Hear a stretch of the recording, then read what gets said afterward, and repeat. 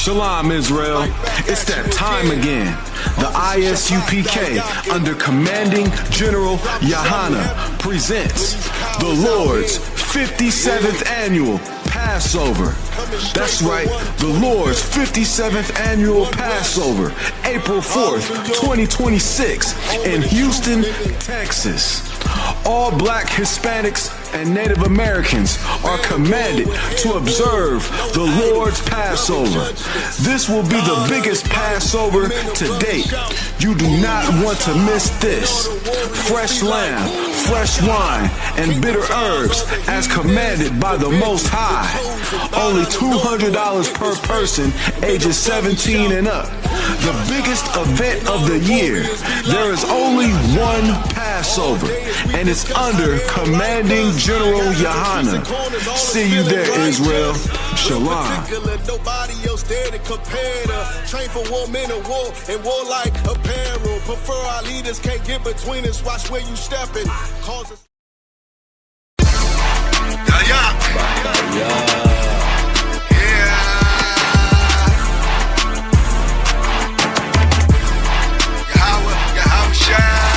No holiday, hanging out Dollar Tree. Watch how we fall away. It's a high holy day. Passover like trumpets is blowing. Can you feel the atonement? It's a high holy day. The dedications for real sisters, glad to have you. We feast in tabernacle. It's a high holy day. First fruits to spread, 11 bread, and day to rest our head. It's a high holy day. No sweat, got a head start on you. Waking up a priest feeling royal. Shouting out but now to the power. Our Father, good God, just a sight of make a hate of blood boil. The real wanna know you. Sisters get different that never considered something knitting, they can feel it. Look how I'm different, holy rolling up, sitting on high, too fly, no sign, the dry swishing eye, nigga. My spirit's like the most high living. Catch me with the Ottawa sipping. You ain't no pricing out from the same tribe. We kin up on my father's side, look how we resemble. He a nigga, I'm a nigga, all my niggas Latino, Native Indian. All black party, he ain't getting it. Spirit ridiculous. God washed our city, anointed us from the beginning. Wrapped us in linen, silk bracelets, ornaments, earrings that bling on our women. That ornaments and a chain that swing from my neck. Big jewels in the crowns of the head of a bunch of mighty men. Though we all one body, my brother never go without it. If I got it, he got it, we got it together. Brotherhood is a weapon, better watch how you step, who you threaten. It's a high holy day. No holiday, hanging out Dollar Tree. Watch how we fall away. It's a high holy day. Passover like trumpets is blowing. Can you feel the atonement? It's a high holy day. The dedications for real sisters, glad to have you. We feast in tabernacle. It's a high holy day. First fruits to spread, 11 bread, and day to rest our head. It's a high holy day. From trials and rise, the Most High behind us. So it don't matter if we not desired. You cowards be quiet in the midst of a prince. Stand clear in your fears, contagious like bravery on these austere men over here, like Christ showing militants. Other camps, he feminine, scared to fight demons like addicts having habits. Faggots lying down instead of fighting on the savage. Shalom, Mike, Hebrew individualites, but they think they all follow Christ and got saved some way. Maybe one day you'll see just how it feels, making 144 in my ears and some steering. To get there and had no fear, man. Chatting out the side, he called me the wheel, man. Every day my zeal been up and it's stuck like my garments. A pop die yacht, what they call me. I be like card on the wall and I'm on it. Just give me the order so I know what the Lord wants. Meanwhile, I took a straw drink with strawberry Andre. All the wall, you be on the jacket and the floor thing. Fist up, reunion the Lord made. Get your kids and ribs up, throw your fist up. Tell them what's your name, what's your name, what's your name. And they can't do shit at all, it's a high holy day. No holiday, hanging out Dollar Tree. Watch how we fall away, it's a high holy day. Passover like trumpets is blowing. Can you feel the atonement? It's a high holy day. The dedication, glad to have you. We feast in tabernacle. It's a high holy day. First fruits to spread, 11 bread, and day to rest our head. It's a high holy day. You see these high holy days, black man, Latino, and indigenous. These are the Lord's high holy days. These are your high holy days that you should be celebrating. Not Christmas, New Year's, birthdays, mama's days, whatever white man days that he said you should celebrate, that has nothing to do with us.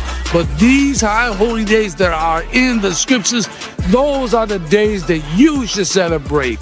Black man, Latino, and indigenous, you are God's chosen people. You keep these high holy days.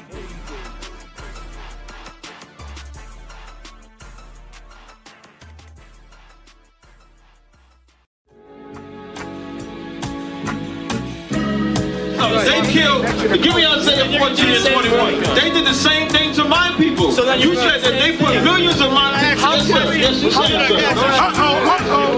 Should a murderer go to jail for murdering? Absolutely. Should a thief go to jail when he steals? Absolutely. Should a robber pay back the money he robbed? Absolutely. So why shouldn't the white man pay for what he did? That's right. That's right. One day you'll see just how it feels. Payback is a dog. It's a dog. Payback is a dog. It's a dog. Payback is a dog. It's a dog. Payback is a dog. It's a dog. I'm in a hell of a hole, was never expected to grow. Just obstacles set in the road, that a result of me selling my soul.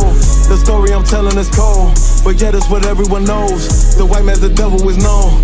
America was never our home, only a place of captivity, saved facility, hating, disfigure me. They claim that I'm lazy, be killing me. Maybe this slavery draining my energy. 400 years and counting, the trail of my tears is countless. Main fact that I'm here is astounding, but I can't wait till this shit is surrounded. Ready to tangle my king and the angels, be ready to rap. Cracking the sky, nuclear missiles will make it official. I'm capturing every cracker surviving. Put them all in chains where they need to be, slavery for me. And let the whole world see that with them in the cage and safer in the streets. Put the dog on a leash, get resolved for the beast. 144, get the ruler show, we could all be at peace. As soon as the trumpets are sound, your kingdom we busting it down. The only way justice is found, the time for your judgment is now. One day you'll see just how it feels. Payback is a dog. It's a dog. Payback is a dog. It's a dog.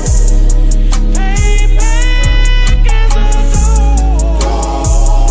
It's a dog. Payback is a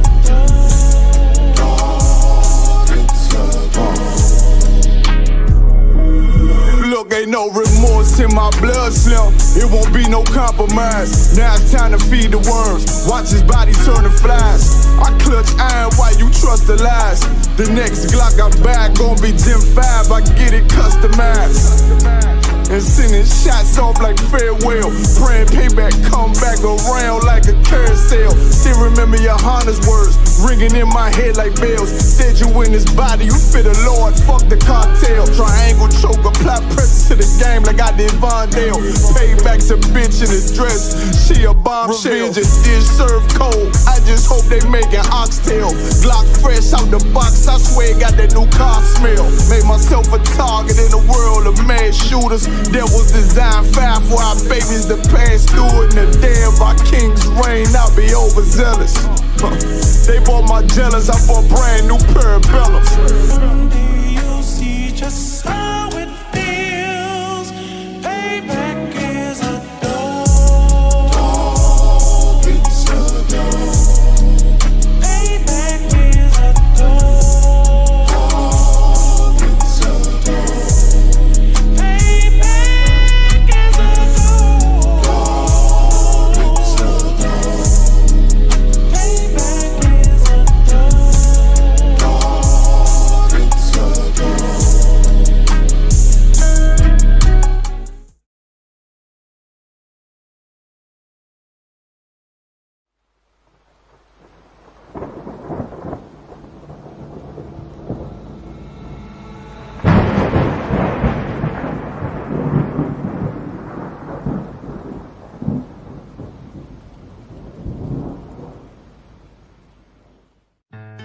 One West till they bury me. I'm one west till they bury me. I'm one west till they bury me. I be one west to the death till they bury me. One west till they bury me. I'm one west till they bury me.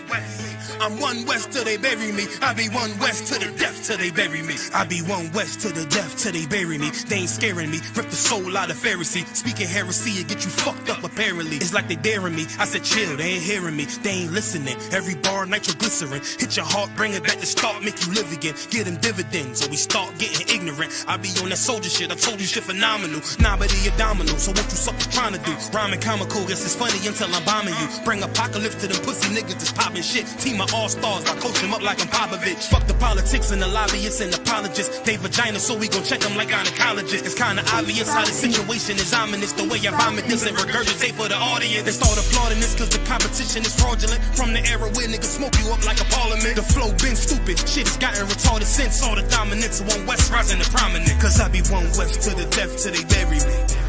I'm one west till they bury me. I be one west to the death till they bury me.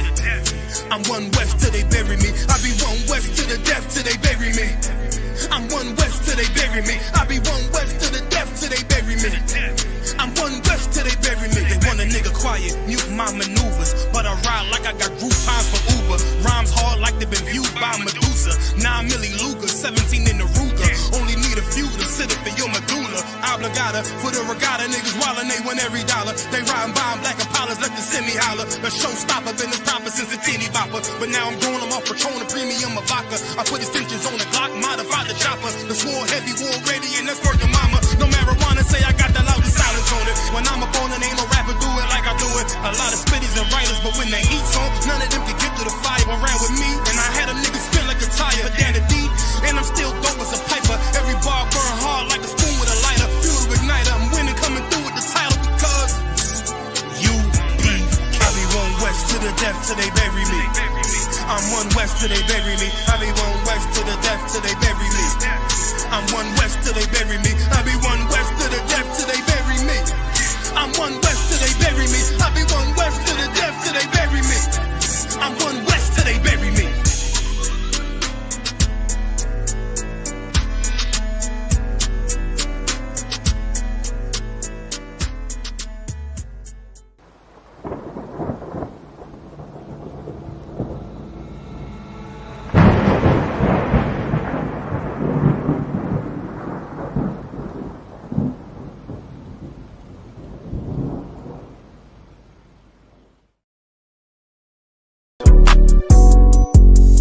Yeah. U.P.K shit, man, one west. Hey. I'm a U.P.K nigga, I'm stuck in my ways. That's on them, letting cowards fill up they ranks. Goddamn, lost tribes got them following waves. Loyalty a lifestyle, nigga, I'm just saying.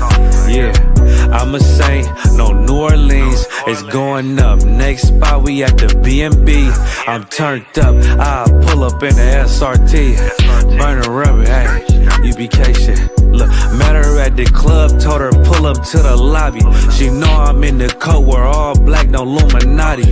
This my other half shit, I can't move without it. These my motherfucking brothers, yeah, what I'm gonna do without them, yeah. If it's beef, I can't wait to sink my teeth in. Niggas going overboard, they off the deep end. Why you tripping off that hoe? That's some weak shit. Told him put me in the game cause I love defense. Yeah, put me in the game, coach.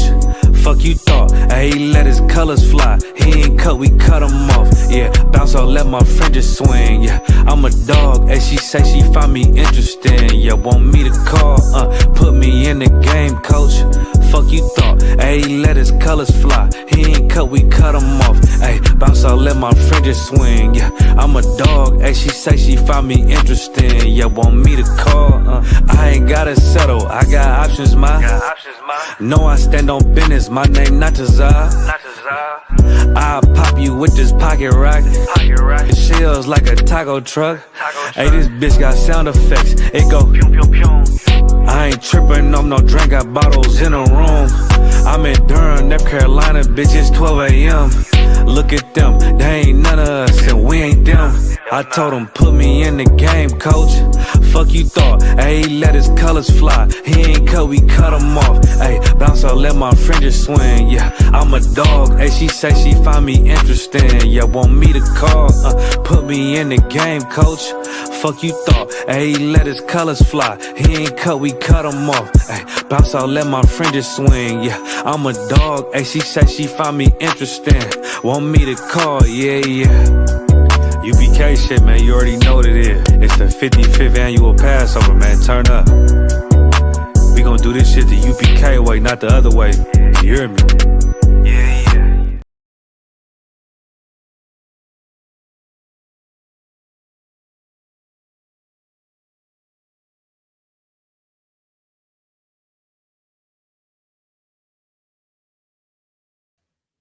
Yeah, man. Shabbat is the only man who gonna be his own height, man. Shabbat gonna be rapping and ad-libbing at the same time. Forget Caesar. Yeah, I've been there before. We up? Awesome. All right, let's wrap it up. You have some Shabbat come. You have some answer, but show me outside to all the brothers and the sisters. I.S.U.P.K. Wednesday. I.S.U.P.K. DC scripture breakdown. Wednesday night class. All right. Whoop. Hope I'm doing this, John. So what? All right, that's good. Questions?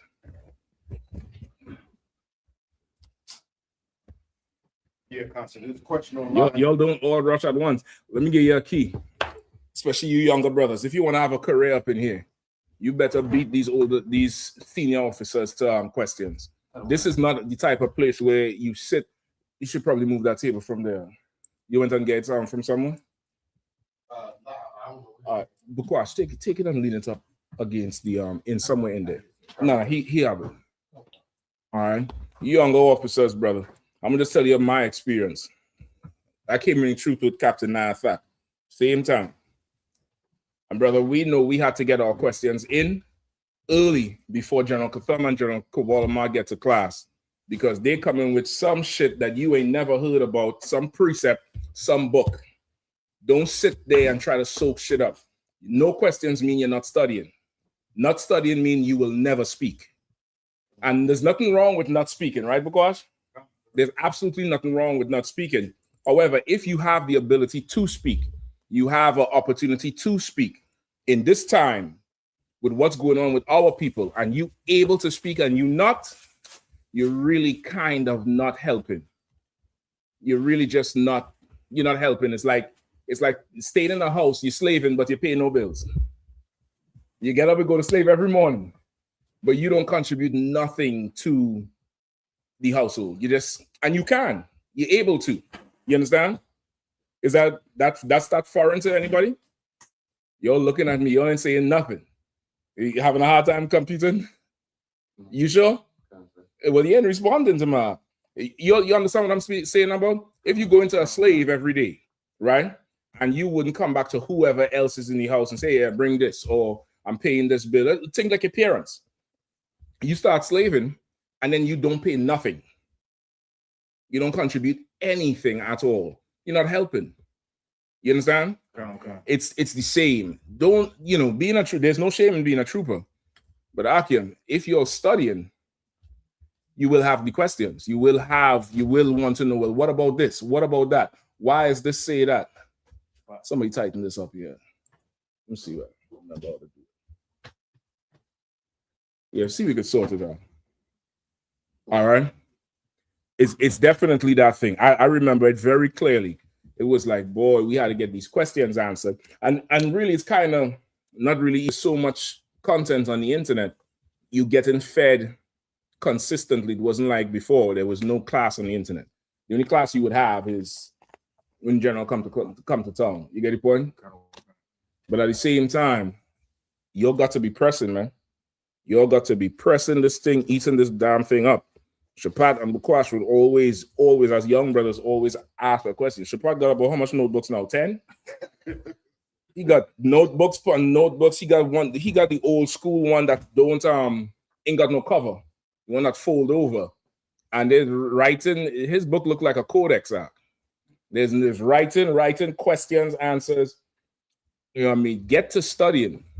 Get to it. Right? It's part of what's going to sharpen you. It's part of what's going to put you in position so you could teach. Because somebody's teaching you. Who you preparing to teach? Nobody. You understand? There's nobody. If it is that you're not studying, give yourself the time to study, man. Give yourself that time to study. Don't come up with a question. No, don't make it up. Don't worry. I used to do it too. I used to do it too. I'm just telling you the same speech I got. And I did the same shit as soon as the speech was like, I have a question. You just talk about that in your head. Don't even worry about it. It's all good. You ain't got to buy the points, brother. You ain't got to buy the points. Don't worry about it. All right? Go ahead, Sloggy, sir. I did have this question, but like I just held on to it for you. Remember, put your phones on mute or vibrate. All right? Vibrate preferably. That way you could still hear if somebody trying to reach you. But my question was for Deuteronomy chapter 14, verse 22 through 29, and it's about tithing the crops. And I was wondering, if I was to become a farmer, per se, and like, would this law still be like in effect for myself if I was a farmer? Meaning what? It's about tithing your crops. Okay, go ahead. Where say that? This is Deuteronomy chapter 14, verse 22 through 29. Deuteronomy 14, what? 14 and 22. Uh-huh. Thou shalt truly tithe all the increase of thy seed that thy field bringeth forth year by year. And thou shalt eat before the Lord thy God in the place which he shall choose to place his name there. The tithe of thy corn, of thy wine, and of thine oil, and the firstlings of thy herd and of thy flocks, that thou mayest learn of fear of the Lord thy God always. So what's the purpose of tithing? To give to the Lord, like fear the Lord, essentially. Not essentially. Well, not essentially, but to fear the Lord, to learn fear. To show that you fear the Lord. Concert. All right. So that's the purpose of tithing. And you asking that if you will become a farmer, if this is how you would pay your tithes? Sir, if this particular law, because I know there's the tithe of every 10% of every penny of increase we get. But this is pertaining to, like, I know it's specifically for farmers and people who grow food and cattle. So I was wondering, like, if I was a farmer, would this law apply to me as well? It says to tithe my seed and my cattle as well. So that's something you would pay your tithes and crops. That's what I'm asking you. Sir. Okay. You could pay your tithes and crops as long as you pay your bills and crops. Right? Would you pay your bills and crops too? Sir.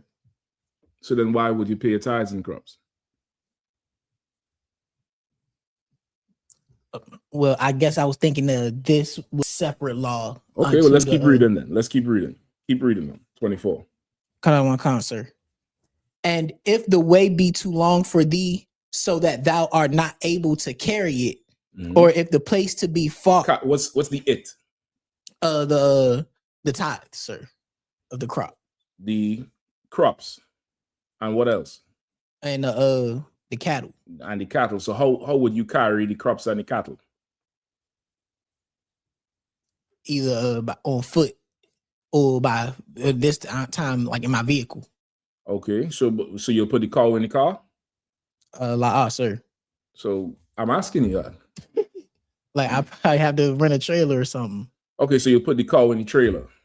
Sir. Okay. Let me see, where was I at? Or if the place be too far from thee, which the Lord thy God shall choose to set his name there, when the Lord thy God have blessed thee, then thee shalt turn it into money and bind it. Say that again? Then thee shall turn it into money. You sure it says that? Okay. I meant Salakia, sir. Then shalt thou turn it unto money and bind up the money into thy hand and shall go unto the place which the Lord thy God shall choose. Mm-hmm. And thou shalt bestow that money for whatsoever thy soul lusteth after, for oxen, or for sheep, or for wine, or for strong drink, or for whatsoever thy soul desireth. Mm-hmm. And thou shalt eat there before the Lord thy God, and thou shalt rejoice, and that Salakia, thou and thine household. And the Levite, I think you get the point. come on, sir. So even if you're a farmer, what would you do with your crop and your cows, and what would you do with it? Turn it into money. Exactly. That's what I say. If it is that you into agriculture and you're growing whatever and you're doing animal husbandry and you're rearing cattle and sheep and elk and whatever else, if you paying your bills with that, then pay your tithes with that. But if you would not pay your bills with that, then you should not pay your tithes with that. However, if that's all you have, bring the corn, bring your cattle, bring whatever it is you growing, right? Bring it, bring the 10th, bring it in. You get the point? Come on, sir. And Salakia, if I may, verse 28 is brings up the Levites as well. 28 through 29. Go ahead. The verse 28. At the end of 3 years, thou shalt bring forth all Salakia. At the end of 3 years, thou shalt bring forth all the tithes of thine increase the same year, and shall lay it up within thy gates. Mm-hmm. And the Levite, because he hath no part nor inheritance with thee, and the strangers and the fatherless and the widow which are within thine gates shall come and shall eat and shall be satisfied, that the Lord thy God may bless thee in all the works of thine hand which thou doest. Mm-hmm. So I need an understanding on that. So like, okay, it's saying after 3 years, you would gather up the tithe at that period of time, and you would bring it to the Levite priest, and they'll do whatever they want with it. Because Levi at this time was not a tribe. Levi didn't have land. Levi had no inheritance. Levi was joined to the Lord. That's what his name means, joined to me.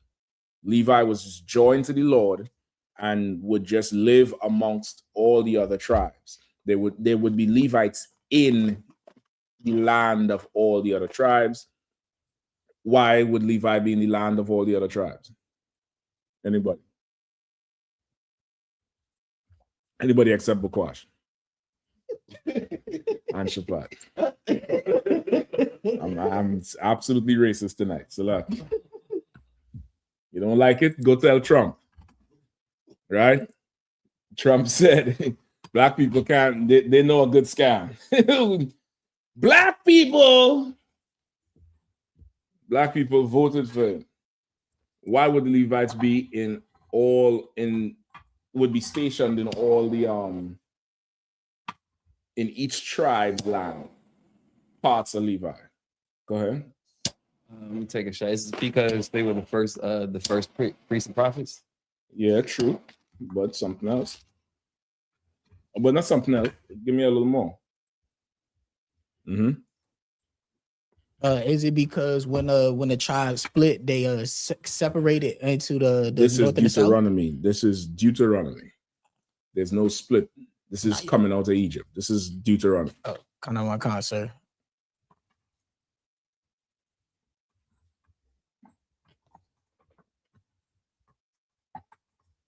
Levi is the priest.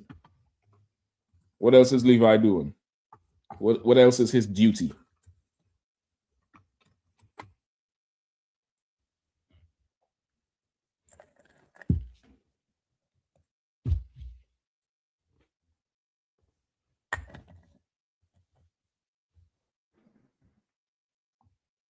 You don't know the duties of a priest? Go ahead. Is it to spread what he knew, which as far as like his knowledge? Okay, I don't understand. What do you mean spread what he knew? Like share it with with the with all the other nations. All the other nations? Well, not all the other nations, Salakia, but the 12 tribes. Okay, shared with the why would he have to share the knowledge with the 12 tribes? Because he was the first priest. Yeah, they were the first priests and prophets.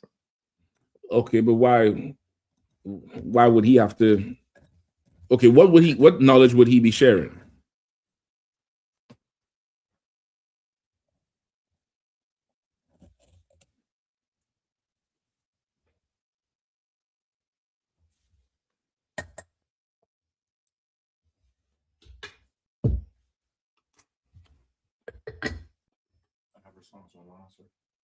Depends on who it is.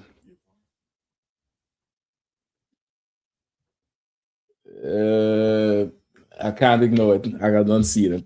Go ahead. Yaquar says they judge the people. They would judge the people. Right? Why would they judge the people?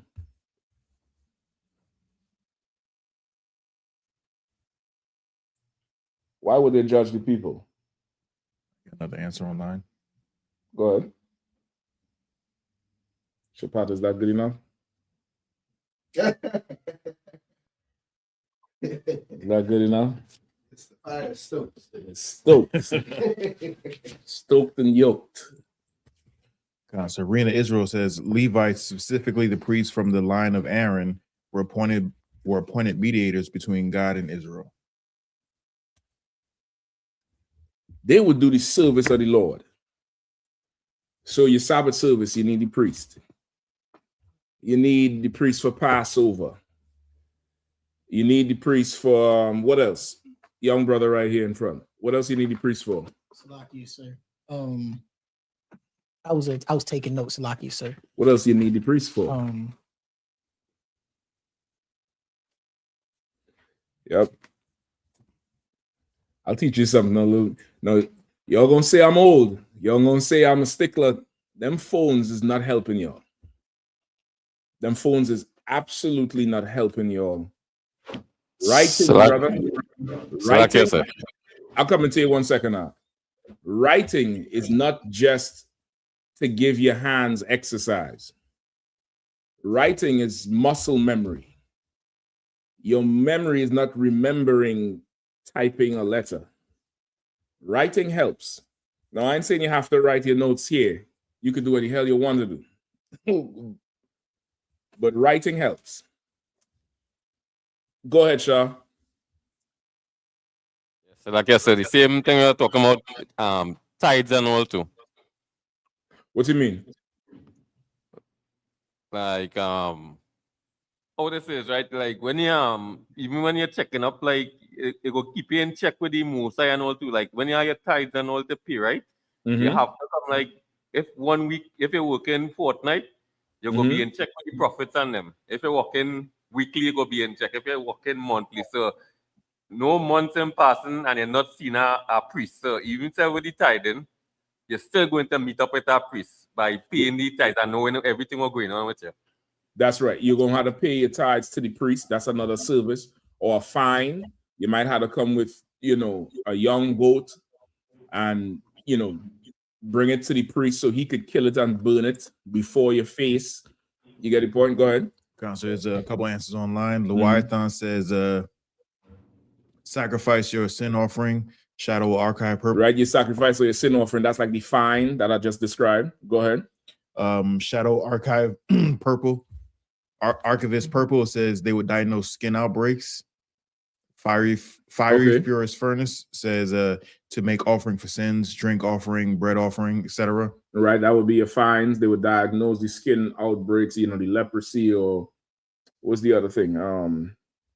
What's the other thing they had? That was leprosy too, right? With the sores. Yeah. Leper. And give you the instructions for purification. They would do your burial service, right? Your priest, in essence, was your government. It's like your ministers, not just, not like today, like TD Jakes, right? Go ahead. Circumcision, sir. They would do the circumcision. Your priest was how your zone ran, right? And they would, of course, judge matters in between, right? So again, why would Levite priests need to be dispersed in each of the cities of the 12 tribes in each of the zones, wherever the land is? You have to have priests in the land. Why? Go ahead. At that point in time, everybody couldn't be a priest. Okay. Still not helping, man. Why would you need the priest? Ragash?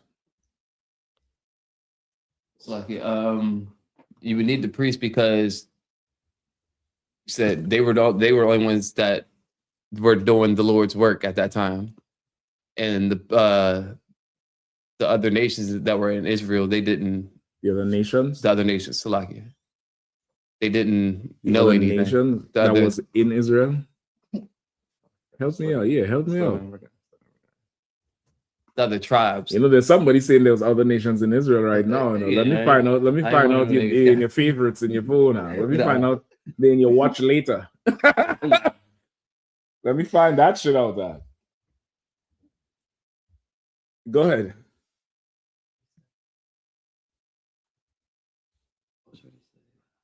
Give me 1 second to get back to it. No sweat. Go ahead.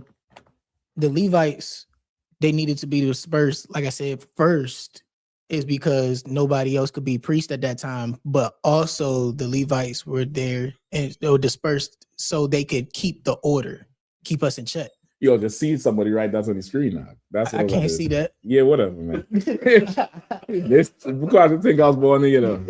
I was born at night. I wasn't born last night. Right? I'm blind. Listen, you need the priest to be dispersed because the service needs to be carried out in everywhere. It's like police. It's almost like that. It's what like you have a police station in every city, in every county, in every what else you all have? You all have counties, cities, townships. You need some semblance of law, some authority there, and that was the service of your priest. The priest didn't have to disseminate knowledge to anybody because why? Why didn't the priest have? One of y'all said it. Who said the priest would have to teach what he knows or disperse what he knows? Ragash. Why would the priest have to disperse what he knows to everybody?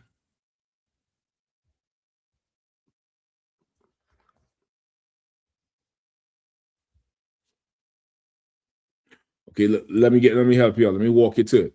Why does the priest do it now?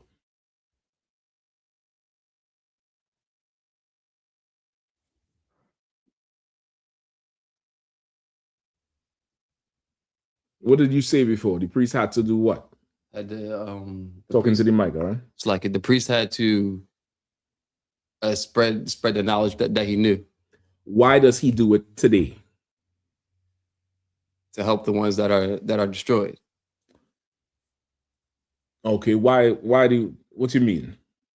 The ones that don't take heed to it, that lack the knowledge, like isn't that everybody? Kind of say. So then why is he doing? Why does he have to do it today? It's his job. Not quite. It's his job today. That wasn't his job then. Okay. So why?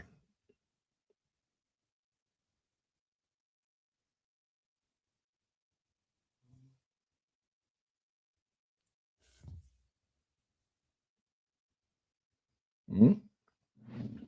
It's lucky, sir, if I may. It was their job, not their job then, but for lack of a better word, they were doing it then because they knew the importance of bringing our brothers and sisters back into the kingdom. Then? Sir. Okay. Back into the kingdom from where?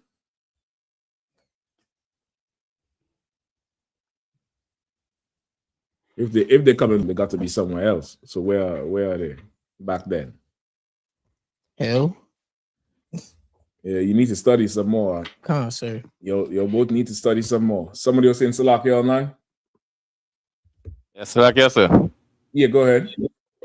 So like I said, the reason why we need them now, because we lost our culture. We lost our heritage. We don't know who's the other person. Back then, we parents would have been teaching we everything as we coming up as a child and knowing everything. That's right. Give him a hand. Like, did anybody have to teach you? Did anybody have to teach you about Christmas? You. Not one concert. You had to get taught about Christmas? You went to school to learn about Christmas? Sir. What school you went that taught you Christmas? A lot of them. Anybody else went to school to learn Christmas? Y'all show me your hands, and y'all let me know. I don't know. Hey, shit, I didn't go to school here, so shit. Fuck, I know. Go ahead. Concert, yeah, especially like them private like Christian schools. They definitely teach Christmas, like, you know. Okay, but you don't go to school to learn Not Christmas. to learn. That's what I'm saying. You don't go to school to learn Christmas. Do you go to school to learn 4th of July? Right? There's people who never went to school. How do they learn Christmas? How do they learn it? Go ahead. They just get gifts. But how do they learn it? Through our parents. Yes, brother. Everything you learn from Christianity, you think you're learning it from 7-day and your what's called elementary school. You're learning that from your house. You're learning that from the TV. You're learning that from going to the doctor's office and they're playing Christmas music. You're learning that from the ads that play in every day. You know, as your favorite show go off, the Christmas ad comes up. You learn it because you're living in the culture of it.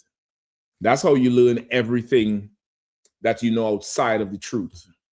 There's no place that teaches you, you know, the culture of this place, or, you know, maybe the church. But besides that, there's no school you go to, no specific place to say that if you don't go here, you would not know it. That's not true, because Muslims celebrate Christmas, right? No, y'all ain't sure. Y'all want to find a picture with the Christmas tree in the damn thing? Y'all ain't sure? He looking a little lost, right? The Japanese celebrate Christmas. Go ahead. Salakia, sir. I'm not really too well versed in other religions other than Christianity. You're very well versed in other religions. You're absolutely very well versed. What does assalamu alaikum mean? Yeah, you do. You know it. Don't play. You already know it. Go ahead, Shapat. It's like my main Muslims, if they got a majority Christian family, they go over there and eat with them on Christmas Day. They the whole time claiming I don't celebrate no Christmas. They ain't giving no gifts, but they eating the food. Everybody celebrates what the prevailing culture is because you grow up in it. You're right. From a young child, you're learning everything from TV. Where do young girls get the idea that they're gonna grow up one day and marry a man and her and him is gonna live happily ever after? Where does that idea come from? The princess movies? From everywhere. She ain't going to school. She ain't going to a marriage school and say, well, one day you're gonna do this. They're learning from mommy and daddy and TV and music and everywhere, because that's the prevailing culture. You get the point? Same thing with a brother. They learn it because that's the prevailing culture. Is a Catholic or a Christian priest necessary in today's culture for somebody to learn about December 25th? Absolutely not, because they have their culture. You understand? Like their priest would be used for if they need a ceremony done, a wedding, a funeral. They need to go and confess their sins because they don't know the Bible. They think the scripture in the Bible means you got to go and tell the priest that you know, get high or do whatever it is. And that's not even what it's saying. Their priest is used for service because their culture is alive and well. And a young child learns it from the time they come out the womb about the prevailing culture today. And as Officer Shaw was saying, our culture is lost today. We don't have a culture today. We don't have it. We don't have an identity. Coming out of Egypt, we had an identity. Did the Israelites coming out of Egypt, did they know who they were or they did not know who they were? One of y'all. La, sir. They did not know who they were. La. Okay, no sweat. I'll take that. Ragash? I was gonna say the same, sir. Okay, no sweat. I got you. I got you. You all need to study some more. All right. They know who they were. They were Israelites. They knew they were Israelites. They lived as slaves in Egypt. They took on the culture of Egypt, but they for sure knew who the hell they were. Right? Find for me, discontinued from thine heritage.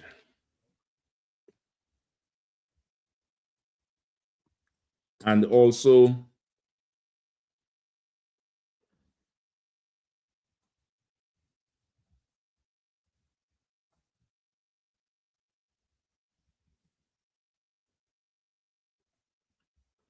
give me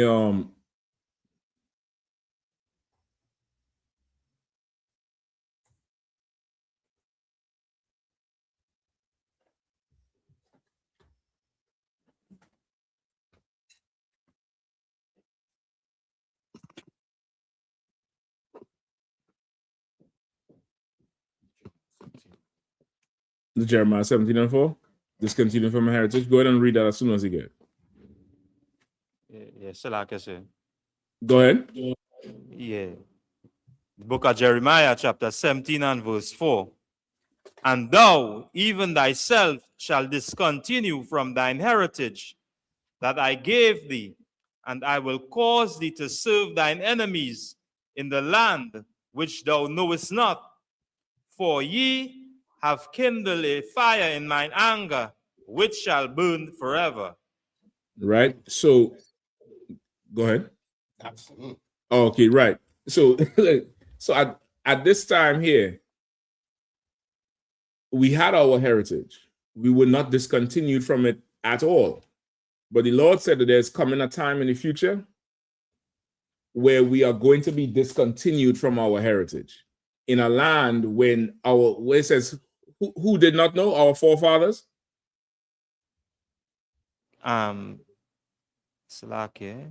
Which thou knowest not. A land which we knowest not, right? Which land did we go to that we did not know? Go ahead. Go ahead, huh? Was it here? That's right. So here is where we did not have our culture or identity. Then we did have it. We did know who we were. Now, will we practicing it and keeping the laws and doing everything that we're supposed to do? Hell no. We wasn't doing it. But we knew who we were. We knew what had to be done and just was not doing it. This is the only captivity where we have no clue who the hell we are. This is the only one. Every single one before, we knew who we were. We had an identity. And we had a culture to hold on to. We had something that made us separate from everybody else. All right, give me Genesis 46.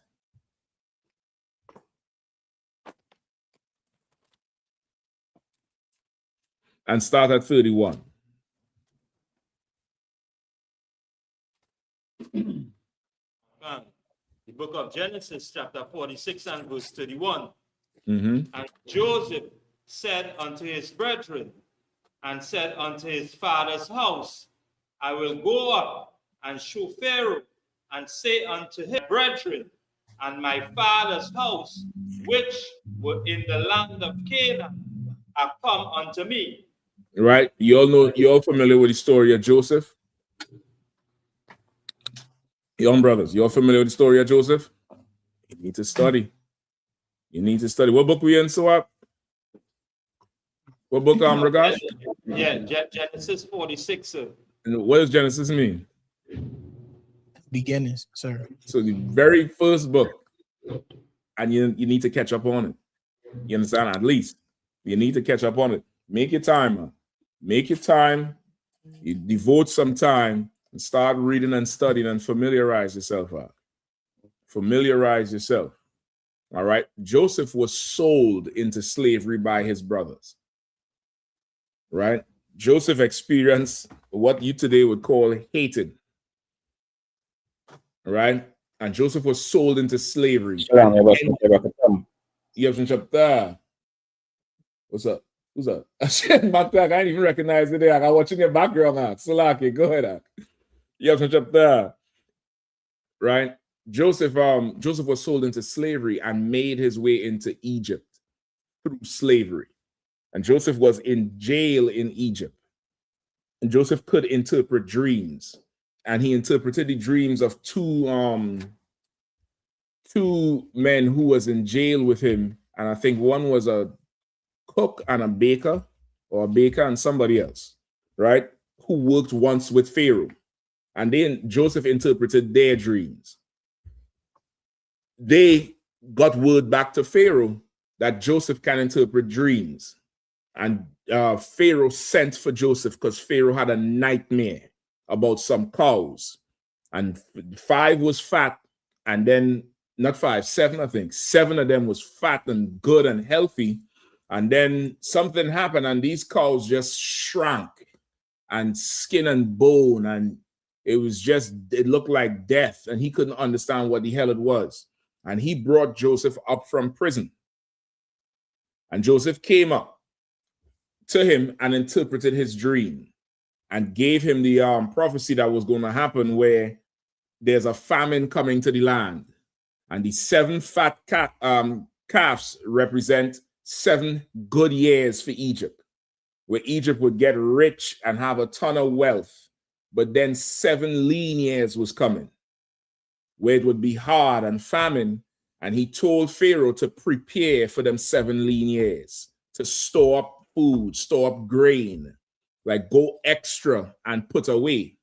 And when the time of surplus ended, or the time of excess, the 7 fatted calves, that period ended, when it was time for skinny time, when the lean time came, Egypt was the only empire that had storehouses, and everybody else had to buy from Egypt.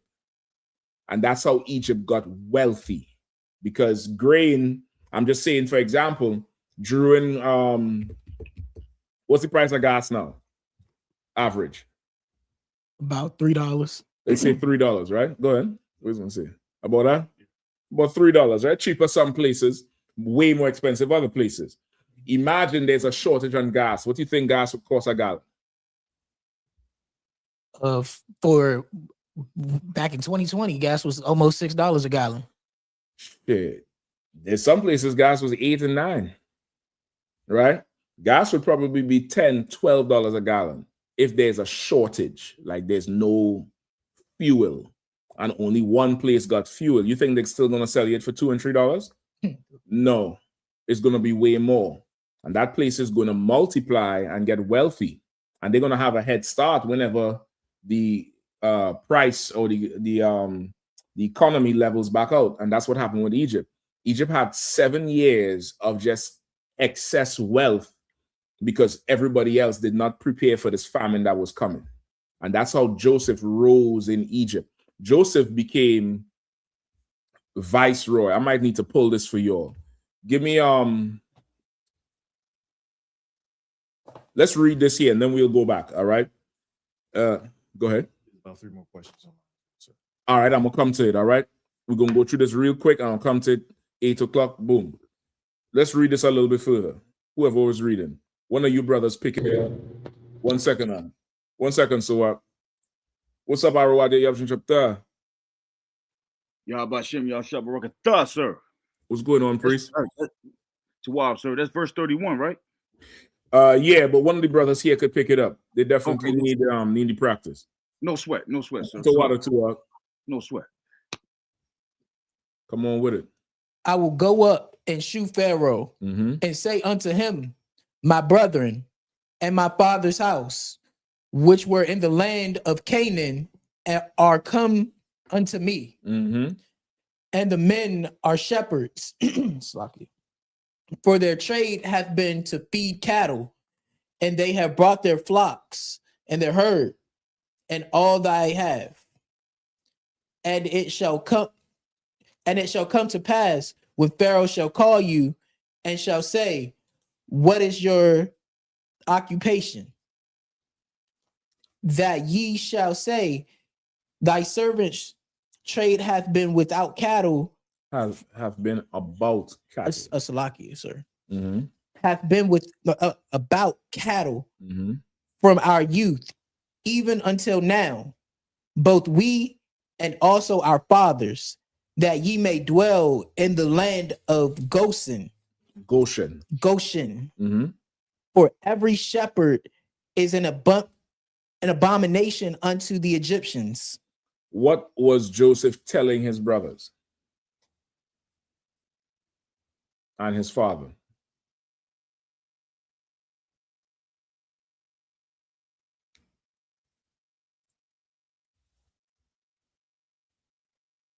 Go ahead. That in the skinny time, Pharaoh's gonna be disappointed with them, or basically gonna say not disappointed, but like Pharaoh not gonna like give them credit for what they did. It ain't say nothing about that shit there. Just say what it says. They're gonna be an abomination to Pharaoh. Why? Because they're shepherds. Right. And he wants that to happen so that what can happen? It says it right there.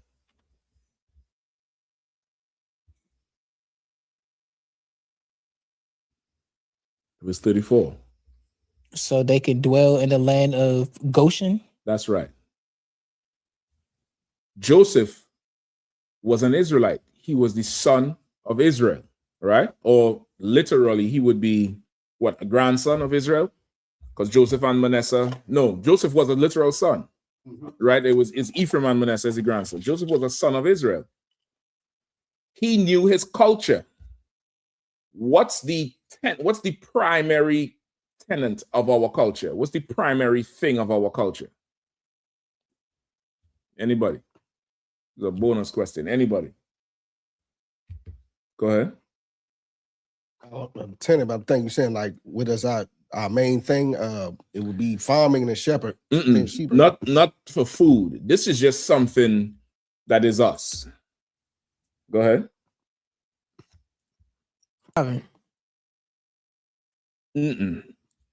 This is something else. Go ahead. Don't start no stuff, won't be no stuff. No, just keep it simple. It's real simple. It's a very primary thing that is our culture. Go ahead, Arwadia. I am who I am. You know, it's me. You know, I'm an Israelite. You're Israelite, so that what does that mean? Shapat? That's only true. one There's something else. It's like it was a question on where we are. We're at Genesis 46 and we started at 31. Genesis 46 and 31, all the way down to 34. There's something else being an Israelite is, and because we have that culture, we are a certain way. Go ahead. Fire, furnace, fear says order and decency.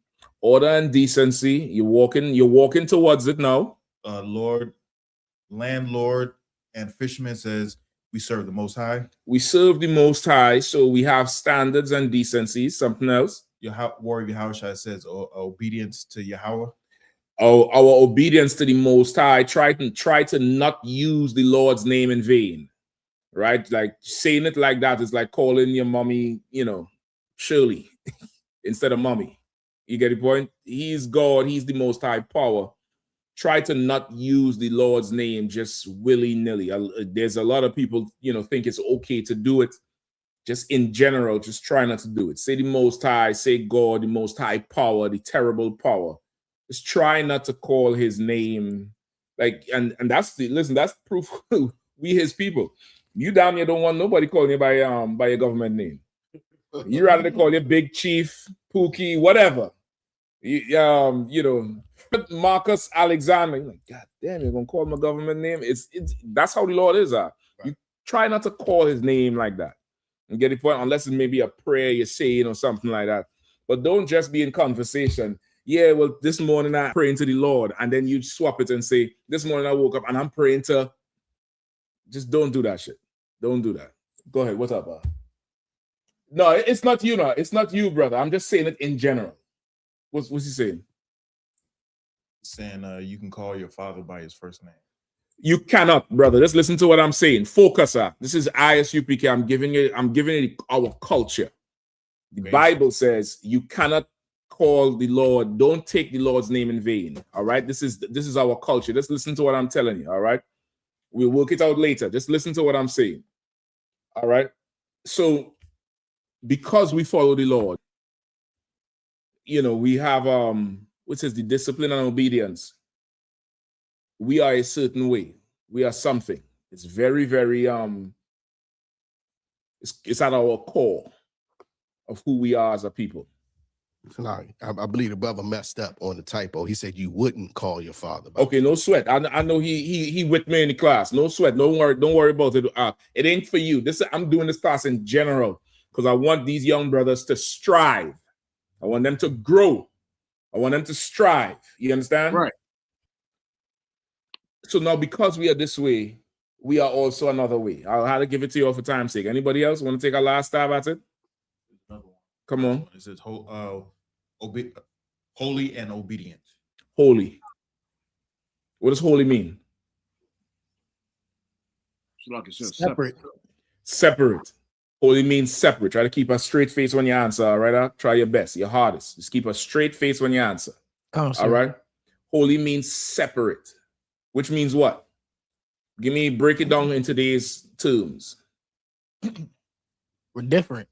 You're different, so? Better. Just give me separate. I don't know how the way you cook, so I'm not eating at everybody's house. I ain't eating at everybody's house. Get the point? I ain't going over there and messing with Moab and his octopus and shit. I ain't going over there with the East Indians stomping on all the meat with their foot and spitting in the shit and doing all kind of nasty shit. I see something you niggas said celebrating that Christmas. Them Danish cookies is under them East Indians' foot. You get a toenail in the sugary part of the Danish cookie. You better check the back of that damn tin and see if it's where it made. Right? You not mixing with everybody else. Are we today as a people? Are we a holy people? As a people, Ragash? I would say la. How? Because in today's world, we like to take on do what other nations do. We like to do what everybody doing. We could never just be separate and have our own culture and have our own thing. And even if we do have it, the minute the nations come running, what do we do? What do we do? We let them in. We open the door and say, sit here. This is how I rap. You gotta say it like this. No, don't say it like that. Say it like this. Some. Show them how to dance. No, shrug your shoulder. You gotta feel it. Bring some Hennessy. Let's loosen him up. Bring it. You gotta get some rhythm. You might imagine showing somebody else how to do a two-step, something that kids learn. Some people can't do the two-step. They're bouncing into each other and shit. We show them everything. If we holy act, now you can't have none of this thing. You could drink that shit over there. But this year, to drink from this one, brother, you start to flex now because what you have is not for everybody. Back then, Joseph, even though he was in captivity, was spent a good portion of his life in prison serving. I think he went first with the Midianites. I think the Midianites took him as a slave. Then he was sold to the Egyptians and he was in the prison. Then he grew up in Pharaoh's house. Pharaoh, we'll go into the story in a second. He grew up in Pharaoh's house as an Egyptian, but when his family came, he knew the culture of his family.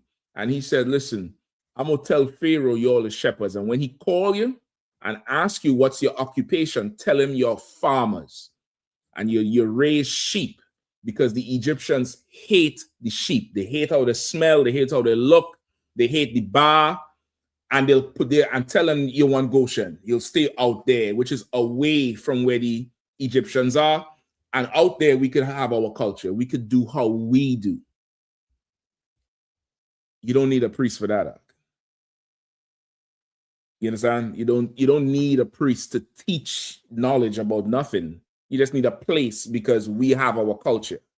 Today, you need a priest to go out on the street and teach somebody, don't eat a cockroach, a water cockroach. Imagine you have to teach somebody that. Imagine you have to teach a grown man and a grown woman you can't have sex while she's on her period. It's nasty, Ark.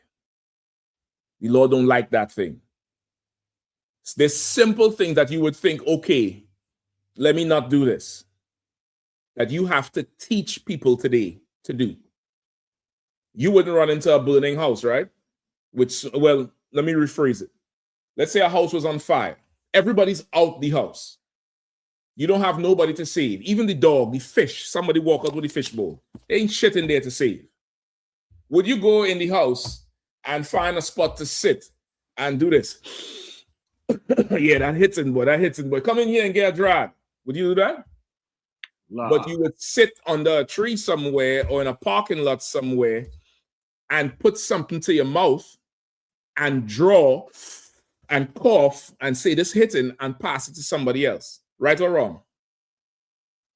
Why do I have to teach you to not do that? Gay. But you already, and it's also gay. It's also gay. That's not the point right now, but it's also gay to put something in your mouth and suck on it as a man. But why do I have to teach you to not smoke anything, but you know already don't run into a burning house and inhale the smoke?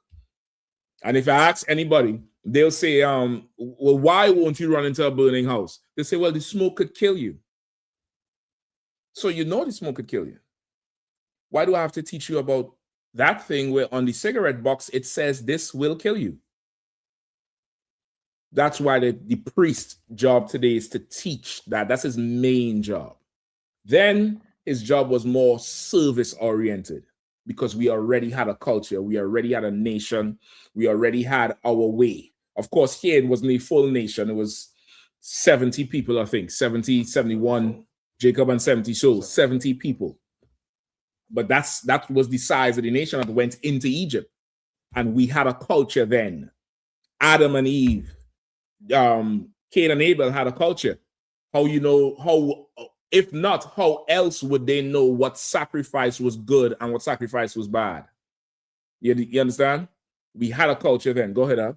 I was just going to bring in mind say that this was before Moses and we had the written law. That was just our culture anyway. And Joseph, the reason why he even went to jail is because he was following our culture. He did not sleep with that man's wife.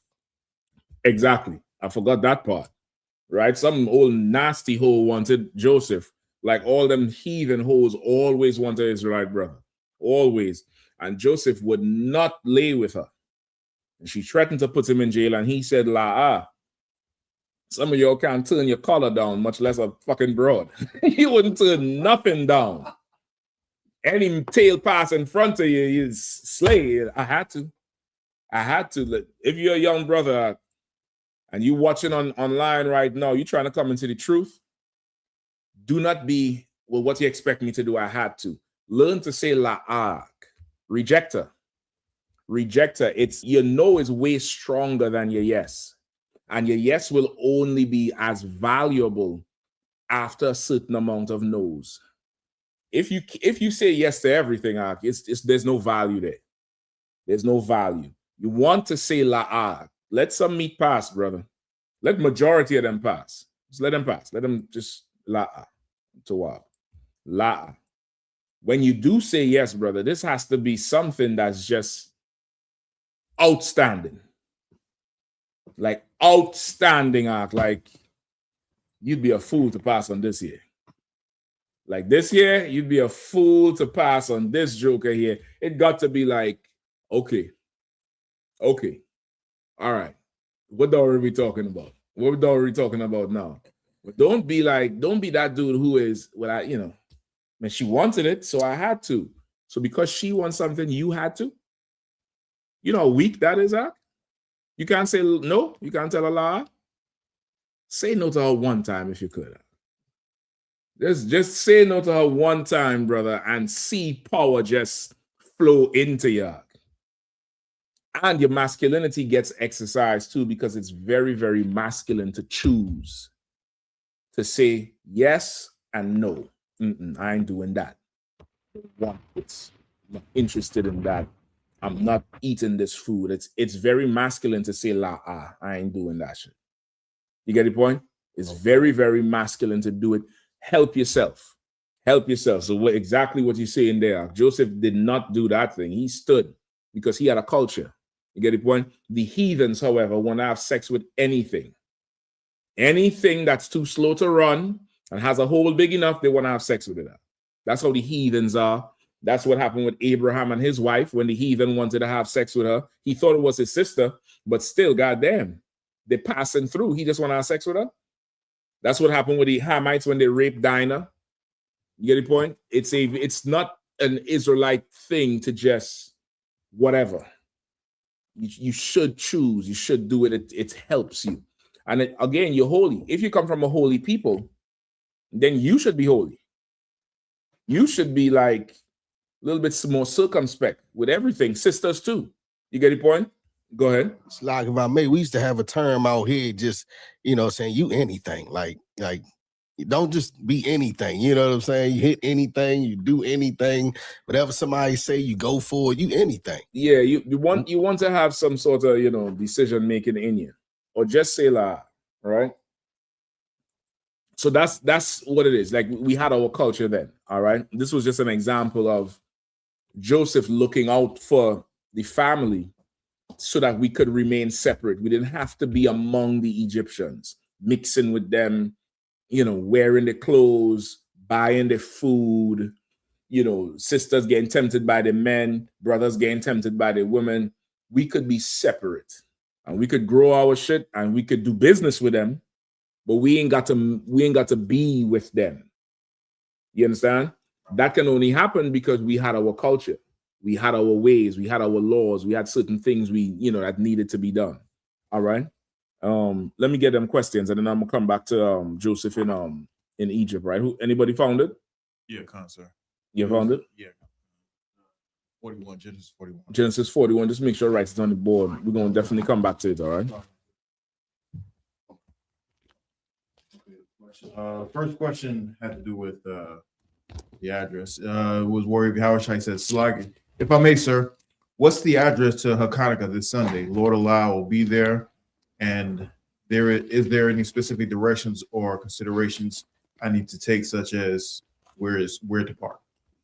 No, it's going to be in Baltimore. What's this? Some Eastern Avenue, right? The brother gonna put the Baltimore school. If anybody in the area is interested, we're going to be in Baltimore on Sunday for the opening of the Feast of Hanukkah, which is the dedication.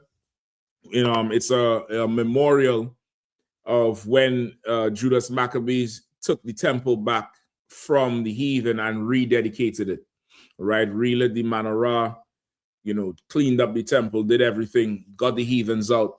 We do it every year as a memorial for it, right? As a memory. This Sunday is going to be sundown, 7 p.m. is the start time for the service, so you can make your way up there all 6 o'clock, 6:30 to Baltimore. What's the address? Address is 3428 Eastern Avenue. 3428 Eastern Avenue, Baltimore, right? Is it east or west or no? I think east, right? I think it's east because it's Eastern Avenue, Baltimore, right? Or you could just Google I.S.U.P.K. Baltimore, and it'll come right up for you. You was gonna say something, Arawadia? No, sir. No, I was agreeing with you, sir. Right. And you could come on through there's parking on the street. You just have to read the signs, I believe, and you'll know where you could park and where you can't park. Attire. If you're a man, don't come looking like you're not a man. I hope that is understandable. If you're a brother, of course, if you want to be a trooper wearing all black, but just come, no vests, nothing showing all your arms, no shorts, shit like that. For the sisters, nothing tight and body hugging, right? We don't need anybody up in there trying to show the curves off, especially if you're a married sister, you're coming through, dressed decently and according, you all know how the thing goes. And that's about it. Come through, bring a family, bring any friends who are Israelites, of course, and they could come and learn about the Feast of Hanukkah and how we went to war for the temple, how we went to war for the holy things, the things that matter to the Lord. That, brother, there was a whole war for. You think these Ukrainians and Russians and Israelis and Palestinians fighting a war for some place that's not even theirs, that they don't belong to them. You will come in here and hear about a real full out holy war that happened, and you would see how Israel strategized and how the brothers got together and had sent out a certain group over there and a certain group over here and put the heathens to flight, put the Greeks and the Romans to flight over what they took from us initially. All right. So that's on Sunday, the Feast of Hanukkah. All right. Any more? Come on, sir. Come on. Same brother. This is an asked question. If I may, sir, since the Israelites will be ruling with Christ in the kingdom, how are the Gentiles supposed to cling to us, as stated in Isaiah 14:1? Will they be beamed up in the chariots too? Nope. They won't be beamed up in no chariots. Just like you would not be aboard Air Force One or what's the other one that he riding? The green one? The little green helicopter. It's something one. Marine One. You wouldn't be on Air Force One or Marine One unless, how would you be on Air Force One or Marine One? You'll be in their government. You'll be a slave to them. That's the only way. Get the point? You're a pilot that flies the plane for Marine One. You are a slave. You're just a high-priced or high-paid slave, a highly skilled slave, but you're a slave. And you work for the oppressor. That's it. That's exactly how they would be joined to us. They would be joined to us through slavery. You understand? They would be joined to us through oppression, and this is the nice thing about it. Pull the precept for me. All right, please. This is the book of Isaiah, chapter 14 and verse 1. For the Lord will I have mercy on Jacob, and will yet choose Israel. That's a badass precept there. For the Lord will have mercy on Jacob and will yet choose Israel. What does that mean? That part mean? We'll come to the rest just now. What does that part mean when he said, I'll have mercy on Jacob and will yet choose Israel? Come on. I just seen this in the chat. There's only one teacher here. So if you in the chat, just scroll it down. Let me see who it is. There's only one teacher in the class. Just put them on timeout. I don't know if they're in the school or not, but Raina Israel, is this? You sure it's not a question? It's not a question. They've been doing that the whole time. Yeah, don't disrupt the class. I'm gonna just kick you out. All right, respectfully. Don't if you're asking a question, of course, I'll break down whatever it is you're saying. But if you're asking a question, just ask the question and stay silent. Don't put a ton of spam in there. You know what I mean? If you're a brother, it would be better you get in all black and come to class so I could train you how to go out on the street and cut people and teach and fish more brothers. But it doesn't make any sense. You posting a ton of precepts on, the white man's YouTube to do what? How is that helping? That's not helping. That's not helping. You're feeding your own ego, which is fine if you want to be a streamer or YouTuber or influencer. But if you really want to do some work, you come up in here, come through the right channel, and get approved by Commander General Yahanna to go out on the street and teach and build Israel up. Do your thing. All right. If it continues, you probably want to scroll down because it's stopped there. It's stuck right there. Just you hit the new comments on the bottom and see if it's continuing. Is it continuing? No, it's not, right? It could be just one time. That may have been a question. I'm not sure. All right. Anyway, read the precept. We will yet choose Israel. What does that mean? Right? I'll have mercy on Jacob and will yet choose Israel. It means that it means that he's only going to have compassion or forgiveness for the children of the 12 tribes. For the 12 tribes. But what does it say? Why does he say, and I will yet choose Israel? I'll give him a shot. Go ahead. Because that's the only ones that he's choosing. He's not choosing that's no one true. else. But it's something else. It's a little bit, it's just something else. Go ahead, Shabbat. Like he chose, he had mercy on you. That means he chose to, what I'm saying? And then he will yet choose Israel because out of everything that we did, and he's still gonna choose us. That's what you want.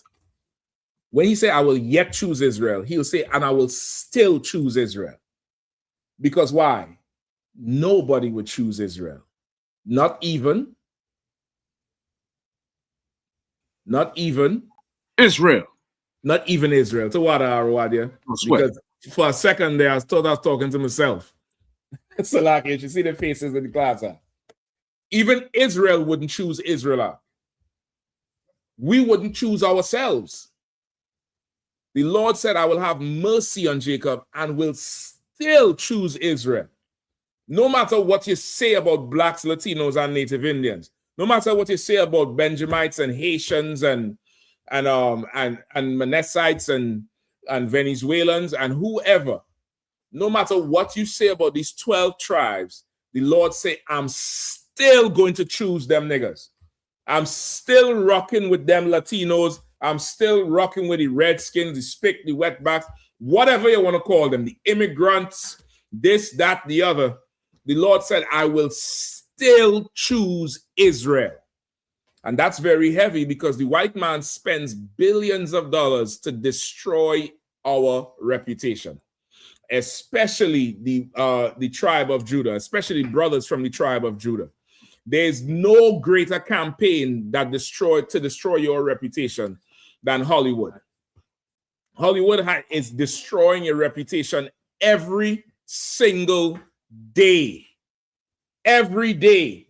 How does the Moabite come to America and then become scared of you if you walking up to them? Why? Why does that happen? Wait, go ahead. Somebody had to teach them. They had to learn that. Did they go to school to learn that? La, sir. Oh, you wising up now. Where did they learn that? They learned it on TV, they music. Learned it everywhere. They learn it everywhere. They learn it on TV, on movies. I'm gonna see if you could find this for me, all right? You might have to look a little bit. This was, you'll remember Black Panther, the first one, right? The Black Panther movie. I mean, no, not the Wakanda one, right? Was it called Black Panther? It was called Black Panther, right? Just want to make sure. That first one, you all know is Marvel. That's Marvel, right? Mm-hmm. So there's people following the comics from all over. Somebody did an interview with Asians about Black Panther. I wanted to find it and see. Not right now. It don't matter to me. It don't matter either one. Yeah, to what? Somebody did an interview with Asians about the movie and what they thought about the movie. See if you could find it, Bukwash, or if Mathia is Mathia on? Not yet. If Mathia, if you're listening to Mathia, if you find it, just send it to Officer Bukwash. All right. Bukwash gonna play some of the interview out. and you'll realize that you will not, if you could only see, and I say this many times, look, Officer Kazaki would let you know, and explain this to him, General Katham, me and him sit down and talk about the whole thing so much. If you only know how powerful the representation of the Judite man in Hollywood is to the world, brother, you would riot for Training Day. You would riot for what's that? The one everybody like? Menace to Society. What's the other one? Boys in the Hood. Even though Boys in the Hood was more realistic, like almost like a life imitating art, you would not want that image out there. If you understand what people outside of America see when they see it, they don't have no context of anything. So they see it and they're like, why? Was he? They don't have a context arc. And I'm not making an excuse for them, but they don't. And Esau will, market it where, yeah, these movies is this and it's selling this and selling out, tickets and stuff. But brother, what it does to the reputation and the image, it's not even worth it. It's not. It's not worth it at all. All right, go ahead. Slack you, sir, if I may. I was just not recently, maybe like a few months ago, I saw like a little docu-series or something, and they were talking about the influence of our brothers, the Latinos, over in Japan, I think it is. Mm-hmm. They got Japan, like the Japanese dressed like cholos, and like they acted like they Crips, like Snoop Dogg. They even got a K-pop, something that Officer Kazak touched on last week. How the sisters they wanted to date Asian men because of the anime culture. Mm-hmm. And I think a lady, she was talking about the first K-pop song that came out, or the first group. They had a song and it sounded like the next episode with Snoop. I think I sent the video to Officer Bakwashi. Mm-hmm. If he could pull that up, if you want that. She played the song in the video. It sounds just like a song from Snoop. They don't get it twisted. They absolutely love our culture, but they don't love us. They don't. I think I found it here. Let me send it to you. Where you want me to send it? What Koreans think about Black Panther? That's what you want. I'm trying to get to a spot where they're talking about it. It's written up.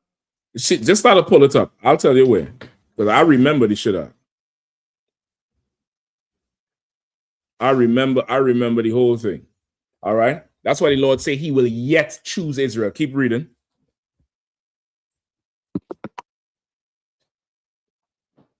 And will and set them in their own land. Mm-hmm.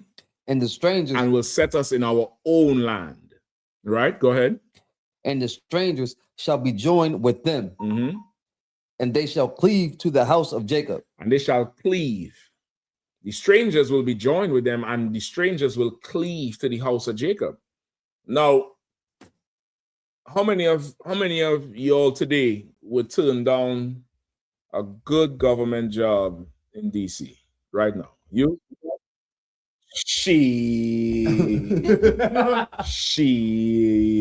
I'm code switching like a mug right now. You know what I mean? Bowser stepping down. I might as well go be the mayor. Hell, I might be the chief of police. That she's stepping down too. I don't know what the hell was all these women quitting. I don't understand it. They're all just quitting. After a little roughing up from some white man, you quitting? You that easy? I'm trying to tell you, I think that Trey on White needs a runner. I think that Trey on White needs a run. That's the one who they convict of something. Like he's the new Marion Barrier. Let that nigga go run, man. He don't give a damn about them devils. Let him go run DC. You get the point? Most people would take a decent government job because once you get in, it's hard to get out. You're damn near set for life. Decent pay, insurance, all kind of perks and shit like that. You applying for them jobs, right?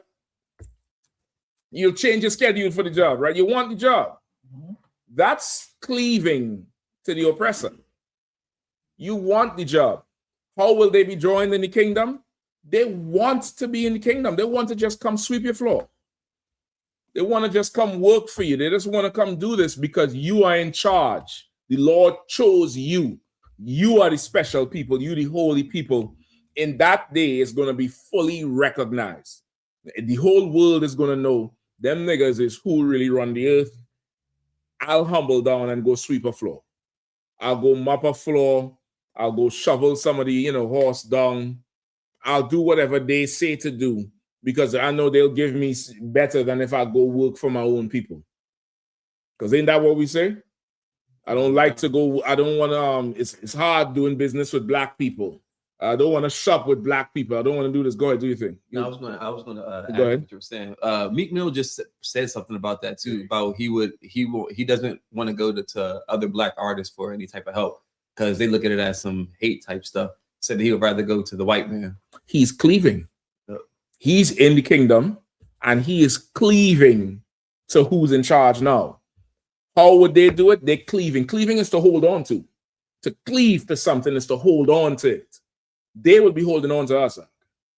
They don't want to, let us go. And in the spirit, it's already kind of happening where you would see brothers and sisters who are celebrities go to other countries or in a space where heathens are, and they absolutely fan out over a brother or sister, who's a celebrity. They'll totally lose it. Michael Jackson used to go on tour, brother, and them bitches used to faint, pass the hell out.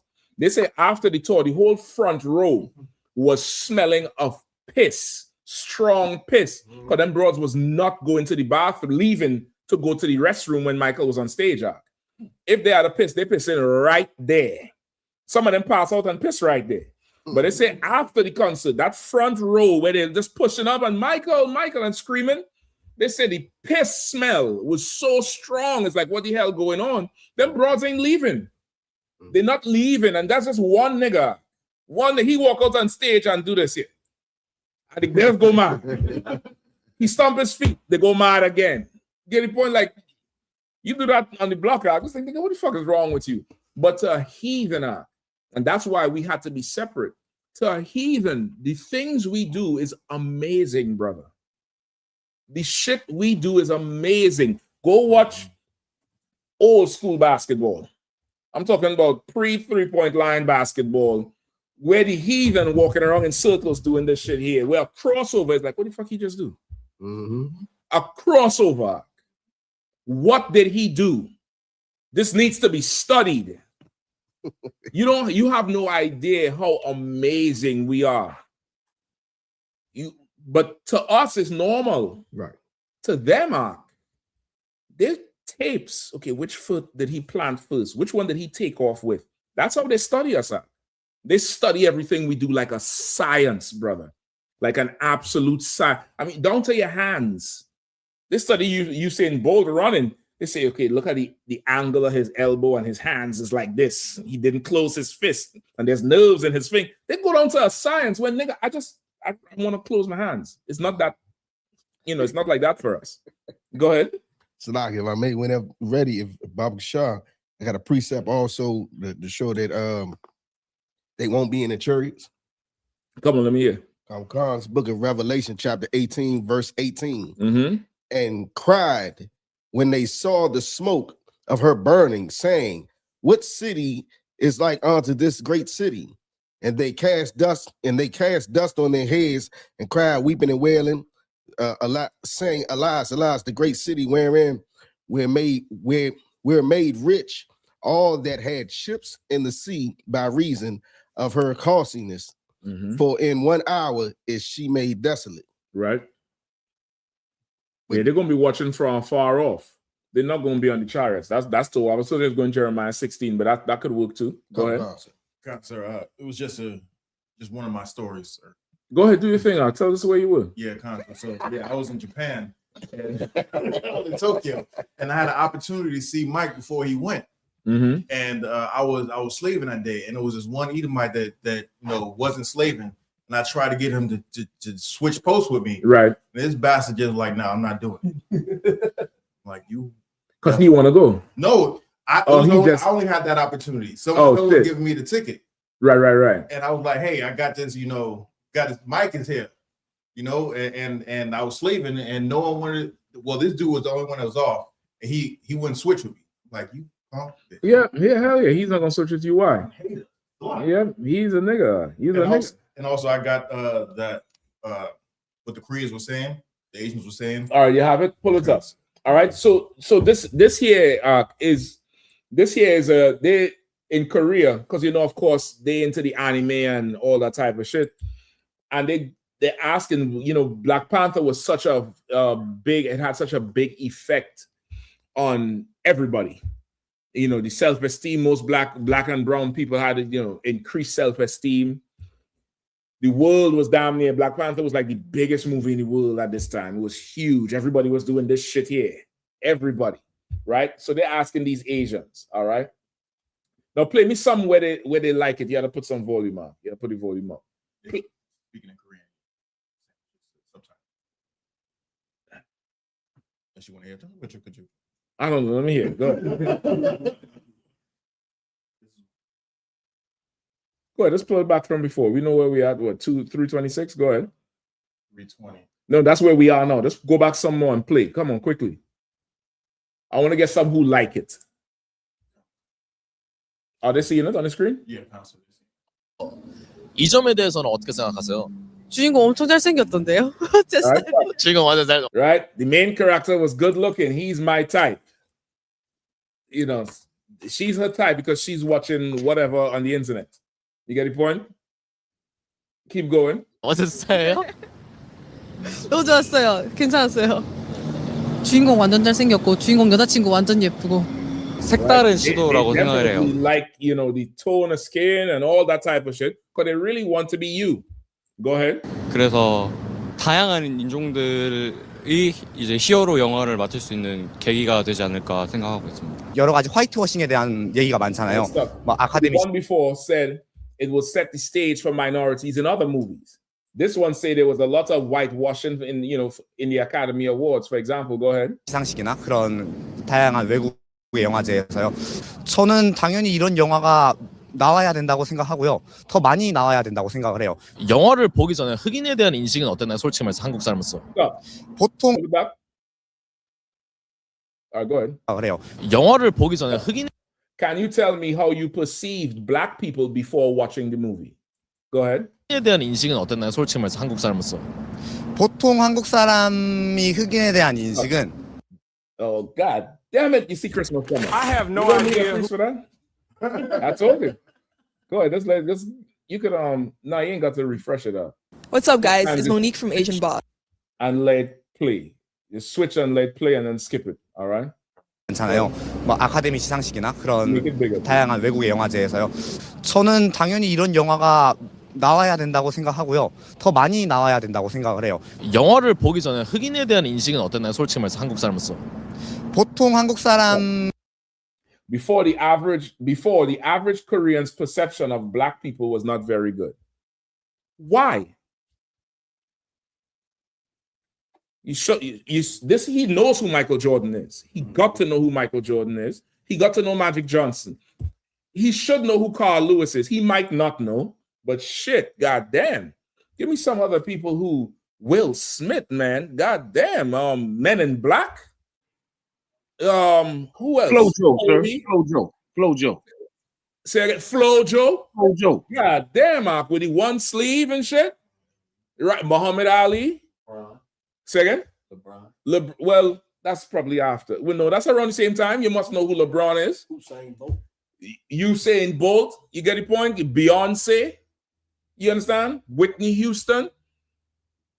But somehow in Korea, the perception of black people was not good.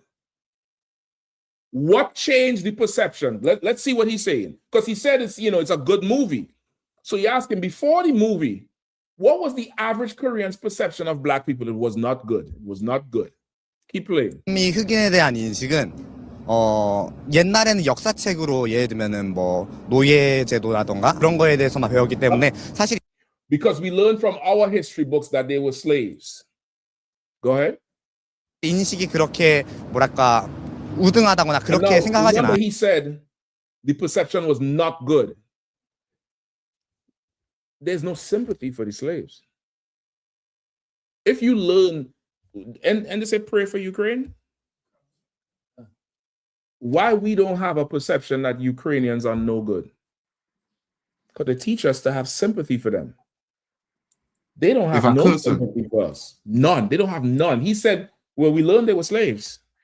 So it was not good. It's like, oh, he's a filthy slave. Go ahead, Warrior. Hey, Shalom Shiputah, sir. Shalom Shiputah, Akim. Yeah, what you're saying is so heavy, sir. And what you're saying that he had no sympathy for the slaves. In fact, the so-called, I don't know if you could say, but the small hats, they built their whole empire off of the Holocaust. Off of sympathy. Come. They get to be cruel and evil, and they even feel they should be allowed to commit genocide, right? Because of what happened to my forefathers. So exactly that empowers me to do whatever I want. Salaki, sir. That's right. That's exactly right. Let me get some more. 근데 지금 요즘 한국 사람들의 그런 흑인의 You might want to make it bigger on the screen. I'm not sure if everybody will be able to still read the words. Go to the screen, stream out, and put the one with all of us on the side. So that's big, right? Because people watching, they need to see the words. He said, "Now we perceive them as cool and hip." Go ahead. 에 대한 인식은 되게 쿨하고 힙하고 멋있고 자유를 즐길 줄 알고 조금 very free spirited and expressive, which is great. Meaning, now them niggas is entertaining. We like to watch them. Go ahead. 저항하고 그런 게 되게 멋있게 다가오는 것 같습니다. 제가 외국인 친구들하고 좀 친하게 Because I have a lot of foreign friends, I don't think I had a particular perception. Go ahead. 지내고 하다 보니까 저는 딱히 그런 다른 인식은 별로 없어요. 그러니까 제가 하는 인식은 없었고 그냥 주변 사람들이 흑인들 좀 무시. Sometimes when a black person sits on the subway, no one sits next to him. This is in fucking Korea. For all y'all people who like KBB, Korean barbecue, and all kind of bullshit. Somebody sits on the, you a nigga, you sit on the train, ain't nobody sitting next to you. What the fuck you did to them? What the fuck you did to them? Go ahead. Sir, I was in Seoul one time, and I'm God damn, because where have you not been? Damn. It's like because hold on, Cap. Bakwash is like Tony Yayo. You ever see Tony Yayo? I was in Japan eating caviar pancakes. Bakwash been everywhere. God damn it. Go ahead. So I'm walking. It's real crowded. I'm coming out of the train station, and I see out of the corner of my eye, the little kid be like, "Hey, look!" You know what I'm saying? Just pointing up. But you thinking he pointed at something behind you or something, right? You was like, "Well, damn, what's so amazing?" Yeah, go ahead. And then I saw his mother, put his hand down, like, and then you realize he's talking about the big gorilla that just walked out of the fucking train station. Mom, I didn't know they ride subways. I thought they would swing their way everywhere. Keep going. 무시하거나 약간 지하철에서 흑인들. Go ahead.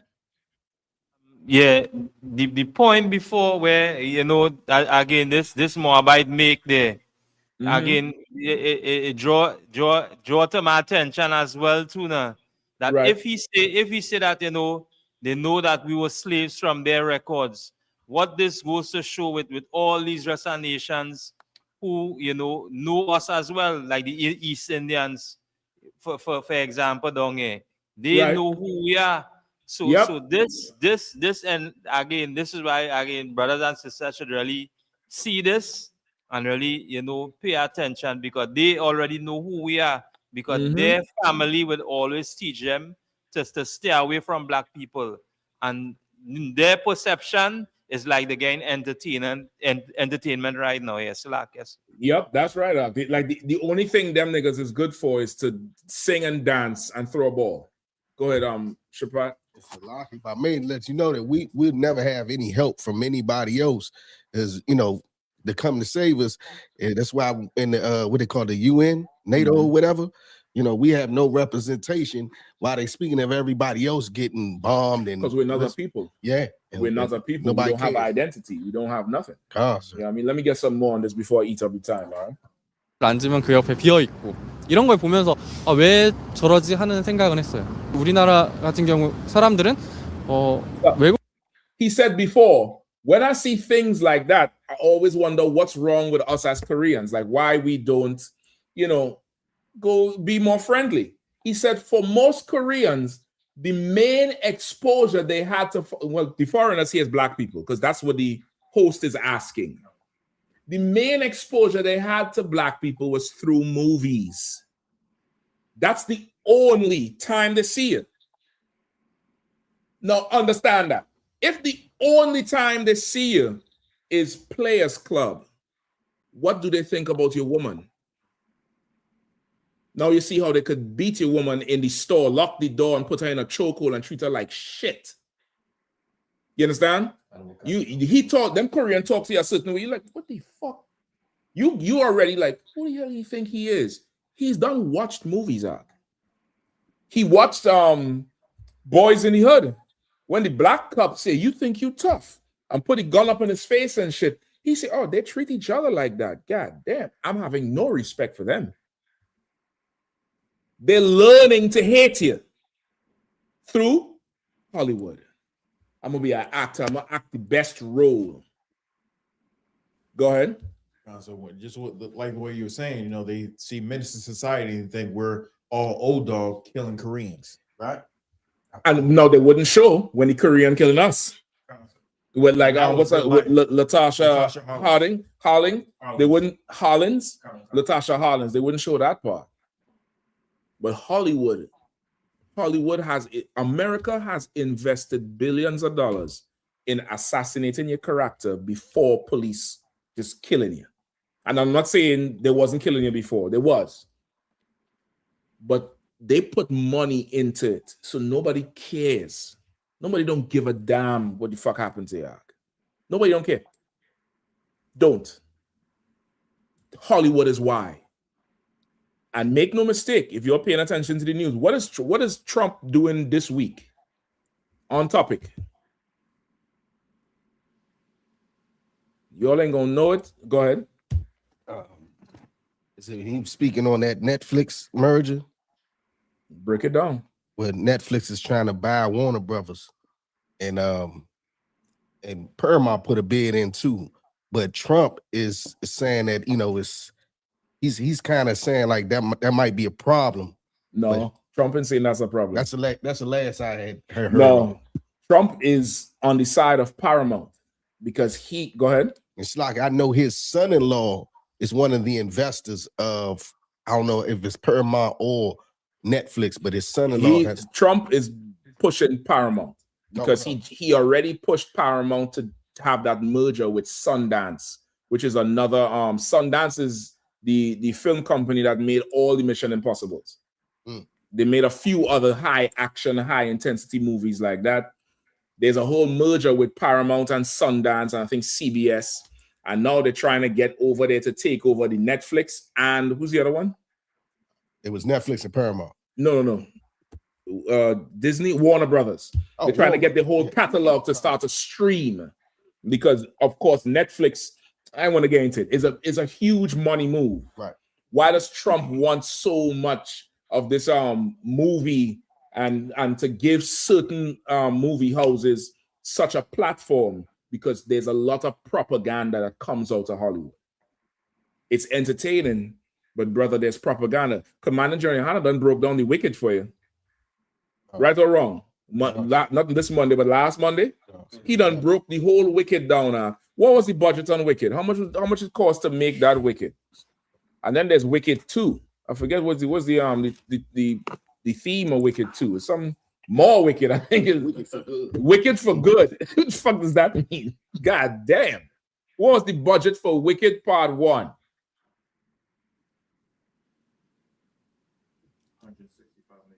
$165 million they spent on a princess movie to brainwash your children. One fucking movie. Think about everything from Sidney Poitier to now. How much money you think they spend to make us look like shit, like drug dealers, violent motherfuckers, stupid motherfuckers, and whores? How much money you think they spend? Go ahead. It's like, and if I may use the word, the number makes it 12 tribes harder for you to say you God's chosen people. Of course. Now, after we finish this clip with the Koreans, I'm gonna hit you to something else, and it's gonna blow your mind, and you're gonna start to look at things through a whole other lens. Go ahead. Oh, Arawadi, go ahead. Sir, if I could, so it say they made the movie back to back, so it was 350 million.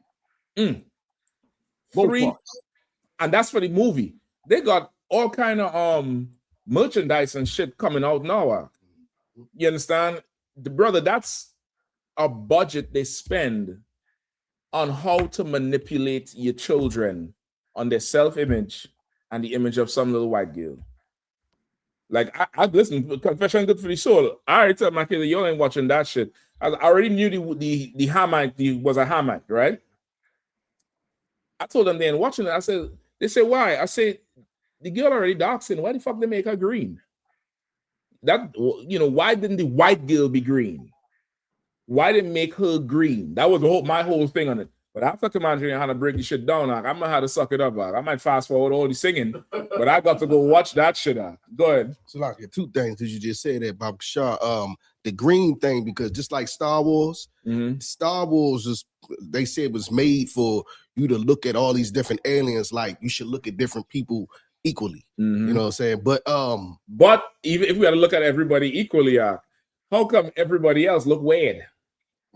How come the black people on there got the fucked up foreheads, right or wrong? And Captain Kirk having sex with everything, which is the white man. Right. It's him. That's who he is. Wherever he go, he gonna lay it down. Go ahead. Well, it's like back to the merger. Also, they was getting trying to put CNN. Paramount was trying to buy CNN as well and other cable I think they're gonna get pushed back on that shit. But Trump is trying to push this whole thing with Paramount, Sundance, and that Netflix thing. That thing is definitely going through. I don't see how it's not going through. He said people are not going to the movies anymore. We need to make the movies great again, make Hollywood great again.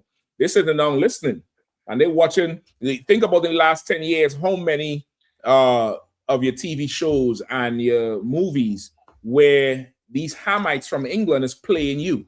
Right. And we just allowing the shit. We just letting it happen. Them crackers, they want Hollywood back so they could turn us back into the jigaboo. They want to revert the whole thing. Let's play some more. 한국인들을 접할 기회가 뭐 영화나 이런 거밖에 없었는데 그런 대중 There weren't many black people in mainstream cinema. Go ahead. 매체들에서 흑인들이 나온 경우가 별로 없어요. 그러다 보니까 사람들이 Right, I think that's why Korean people don't have a very good perception of black people. Now, if you know anything about the Asians, they don't like saying no. They don't like talking bad about nobody. It ain't just because we didn't have a prominent role out. He don't want to say the things that would say to them, black people are lower. Keep going though. 그런 인식을 더 가지게 된 것도 있는 것 같고 겉으로 보이는 거에 있어서는 막 Stop. Now look at his face. Look at him. We ain't sure if he's seeing or not, but he was taught that white people were better looking than black people. How was he taught that? In school? In the movies. The movies taught him that. That's why they made the Hamite green and wicked, and they let the old skinny anorexic broad be her regular self. Look like a princess in pink. Everything around her pink. And not only the bitch in green, but she wears black. You get the point? It's all brainwashing you to look at us like we're nothing. Keep going. 아름다움 같은 게 흑인보다 아무래도 좀 더 약간 백인 쪽이 더 아름답지 않을까라고 생각했는데 영화 보고 나서 after seeing the movie and the female characters like the general, like the Hamites who was playing had power. Remember the old bald-head bitch that had all the power? You bald-headed demon. After seeing that, go ahead. Or seeing the little sister, I think that's the Shuri character, right? Go ahead. 블랙팬서 채찍근에 있는 그 장군이라고 해야 되나? 그 여자나 여친 슈리나 아무튼 막 보고 아 흑인도 저렇게 아름답구나 하는 걸 느꼈어요. Black women are just as beautiful. Now that broad who play the military general, the bald-headed demon, that's a Hamite. The little sister is a Benjamite. The Hamite is ugly. The little sister, she is beautiful, right? He said the movie made him realize that. This one movie. So think about everything else before. How he looked at us. And he in Korea. Imagine the hair selling you Lau Ming as you walk in the store. You think they're talking, you think they take your order. Let me get fried rice, this, that, yeah. The ugly monkey over here want rice. You know his dumb nigga bitch don't cook. That's what they're saying, Ark. That's what they're saying. Because he over in Korea. And from a movie, he hates you. What do you think the one in the store feel about you, Ark? Some of y'all ain't gonna remember. But I know some brothers in here remember. Remember when they used to tell you put the money on the counter? Gosh, you know about that shit. You put the money on the counter. You put your hand to get the change. They don't even want their finger to touch you, Ark. That's from a fucking movie. Keep going. 네. 만약에 마블이나 이렇게 좀 더 영 That's like I wanted to catch why his face is on there. Like that was a perfect example how we teach they from incest, and he looks like Down syndrome right there. Exactly. Like who's he to talk about who's ugly and who's beautiful? Like nigga, you weird. You a weird looking one, but I ain't trying to get flagged, Doc. I ain't trying to get flagged. Keep going. I might have to skip it for time's sake. But there's another part here where they talk about Killmonger. They say that, you know, you see how everybody, the girls were saying they like the main character. They love Chadwick Boseman because he's the hero and he's black and he's so strong and he have a soft side for the little girl and blah, blah, blah, blah, blah. They talk about Killmonger in here. If I'm not mistaken, it's ridiculous. It's absolutely ridiculous. Now, you can put it back on screen until you find it out. Now, let me ask you all this, right? Do you think? If the heathen thinks about the tribe of Judah like this,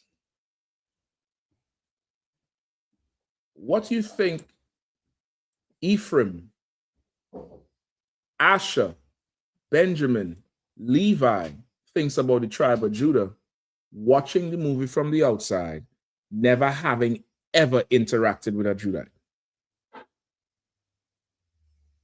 Come on. They think the same exact thing. How? Through the movies, Ark. What's the flip side? When the average Judite hears a Caribbean accent, what's the first thing they ask? Where you from? No. What's the first thing they ask? The average Judite hears a Caribbean accent. What's the first thing they ask? Jamaican? You Jamaican. Why do you say it? Because TV, Cool Runnings, and everything is marketing to you a beach, everybody Irie and Jamaica. Wagwan, man. That's all that's marketed to you. That's it. There's no other context of anything.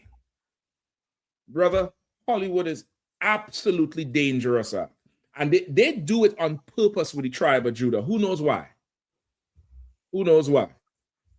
I'll be really, come on, y'all impress me with this one. Why do they focus so much on the tribe of Judah to demonize so much, to villainize? Come on, a warrior. Sir, because Judah is the head tribe. They're the ones who, if they stand, everybody stands. Precept. You know Precept. Is it Judah is like a crouching lion? Slack it.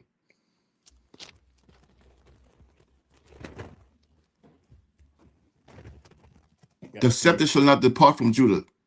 Nope.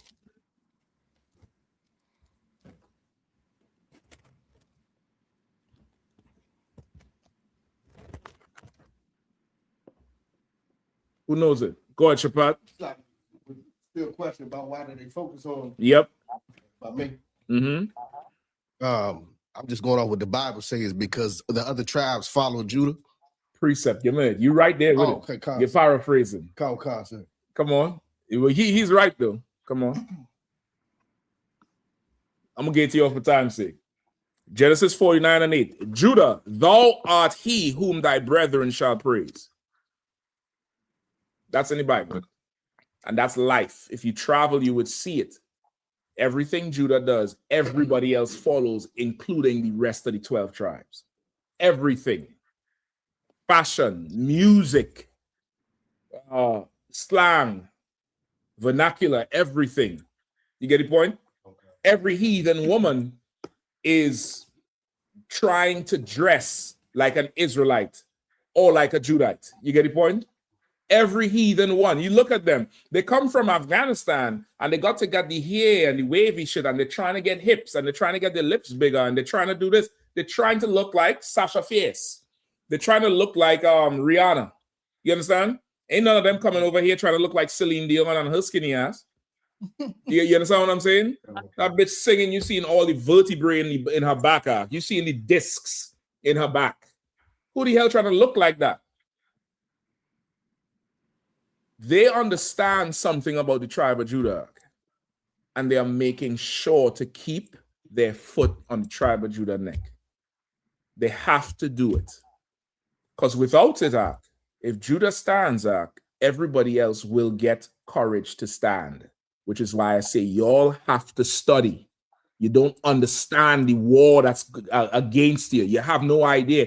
Who would have ever thought with Carl Lewis, if you all know Carl Lewis, he was good at, well, I think he was on steroids, but yeah, I think they're all on steroids anyway.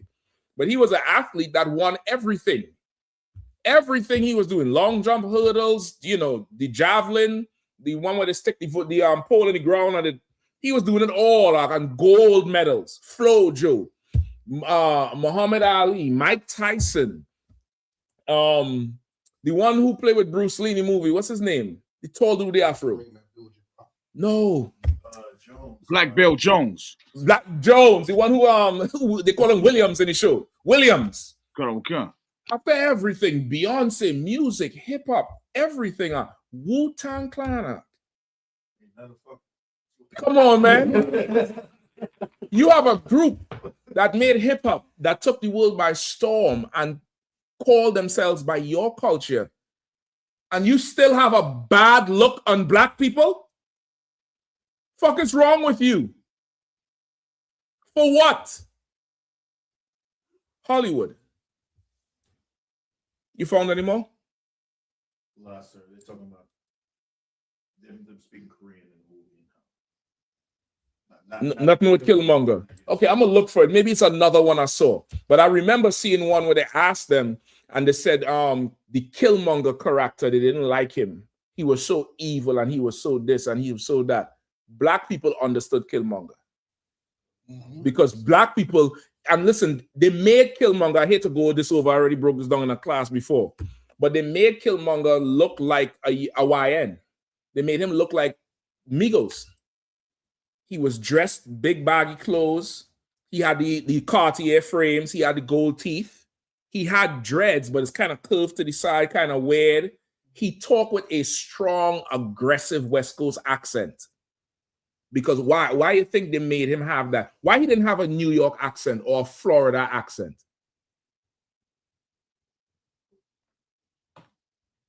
Because of boys in the hood. Because of menace to society. Them Koreans will hear it and associate it with that. You understand? Killmonger character was meant for everybody to hate him. Everybody. That's why in the show they made him strangle the grandmother. Remember that? When he went for the flower thing, remember he killed her and burned all the fields, burned everything. He said, "I'm coming back now. Y'all left me out there." So the Korean watching it, he's so violent. To black people, we were slaves and y'all didn't come for us. So when I come take this, nobody else can have it. That's the spirit of Christ. What he was watching there is Christ. He come and burn everything and he's the last one. He's the last one, and that's just that. You get the point? Don't let me go no more into the other characters. But Hollywood, brother, does so much to disarm you. and to discredit you. In fact, I might have to mention it because the part 2 of it, they brought in Issachar. Remember? And how did they make Issachar interact with the whole Black Panther family? Was it working together?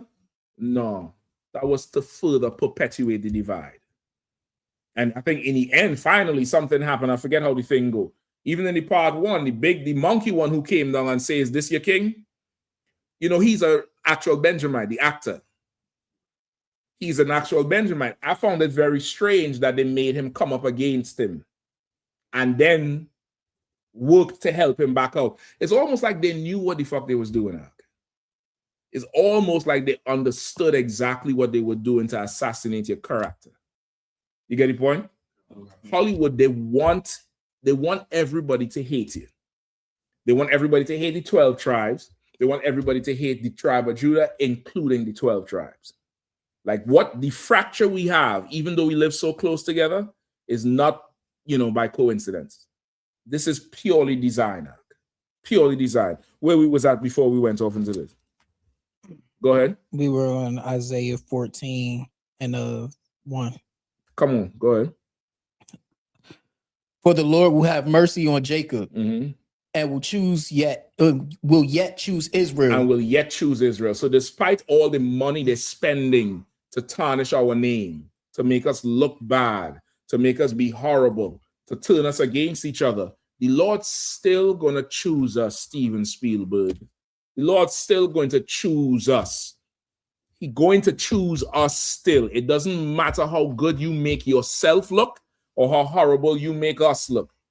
God has chosen us. And he has the final say. He's the producer and the author of this movie we live in. And he done set the hero and he told us who the villain is. And it's you. Keep going. And the strangers will be joined with them. Right? We broke down that already. We good to go with that? Another one. I believe so. All right.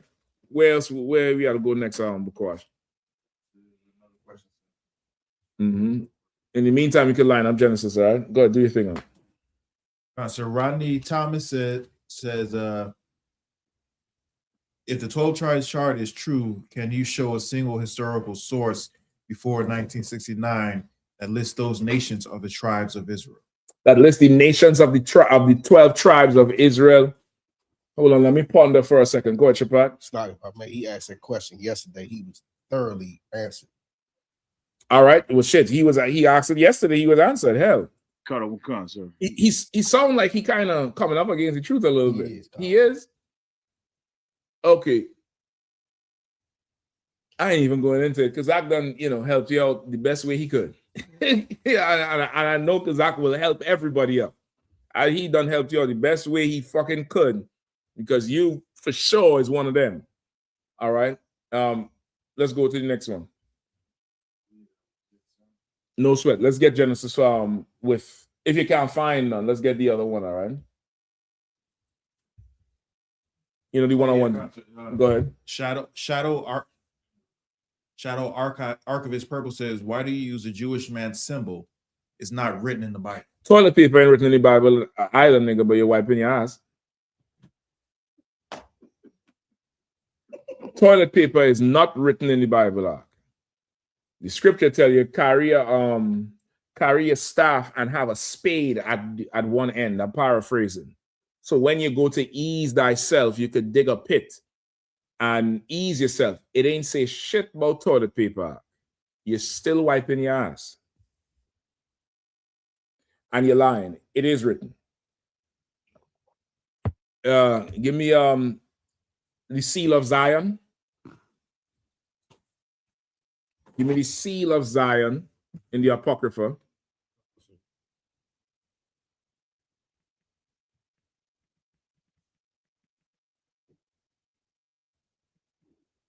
And also give me signet.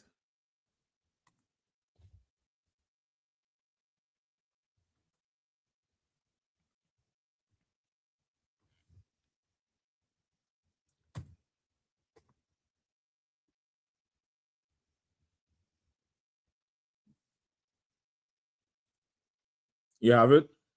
Coming up soon. Go ahead. Coming up.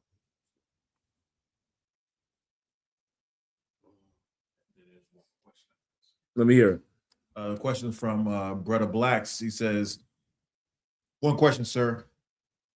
How these two scriptures apply to us today? Ecclesiasticus 25:26 and Matthews 19:19.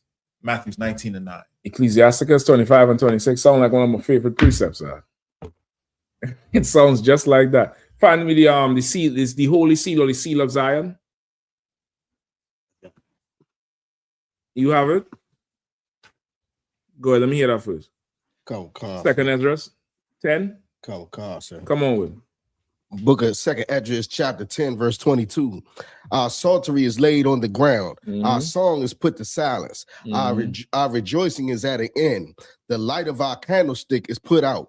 The ark of our covenant is spoiled.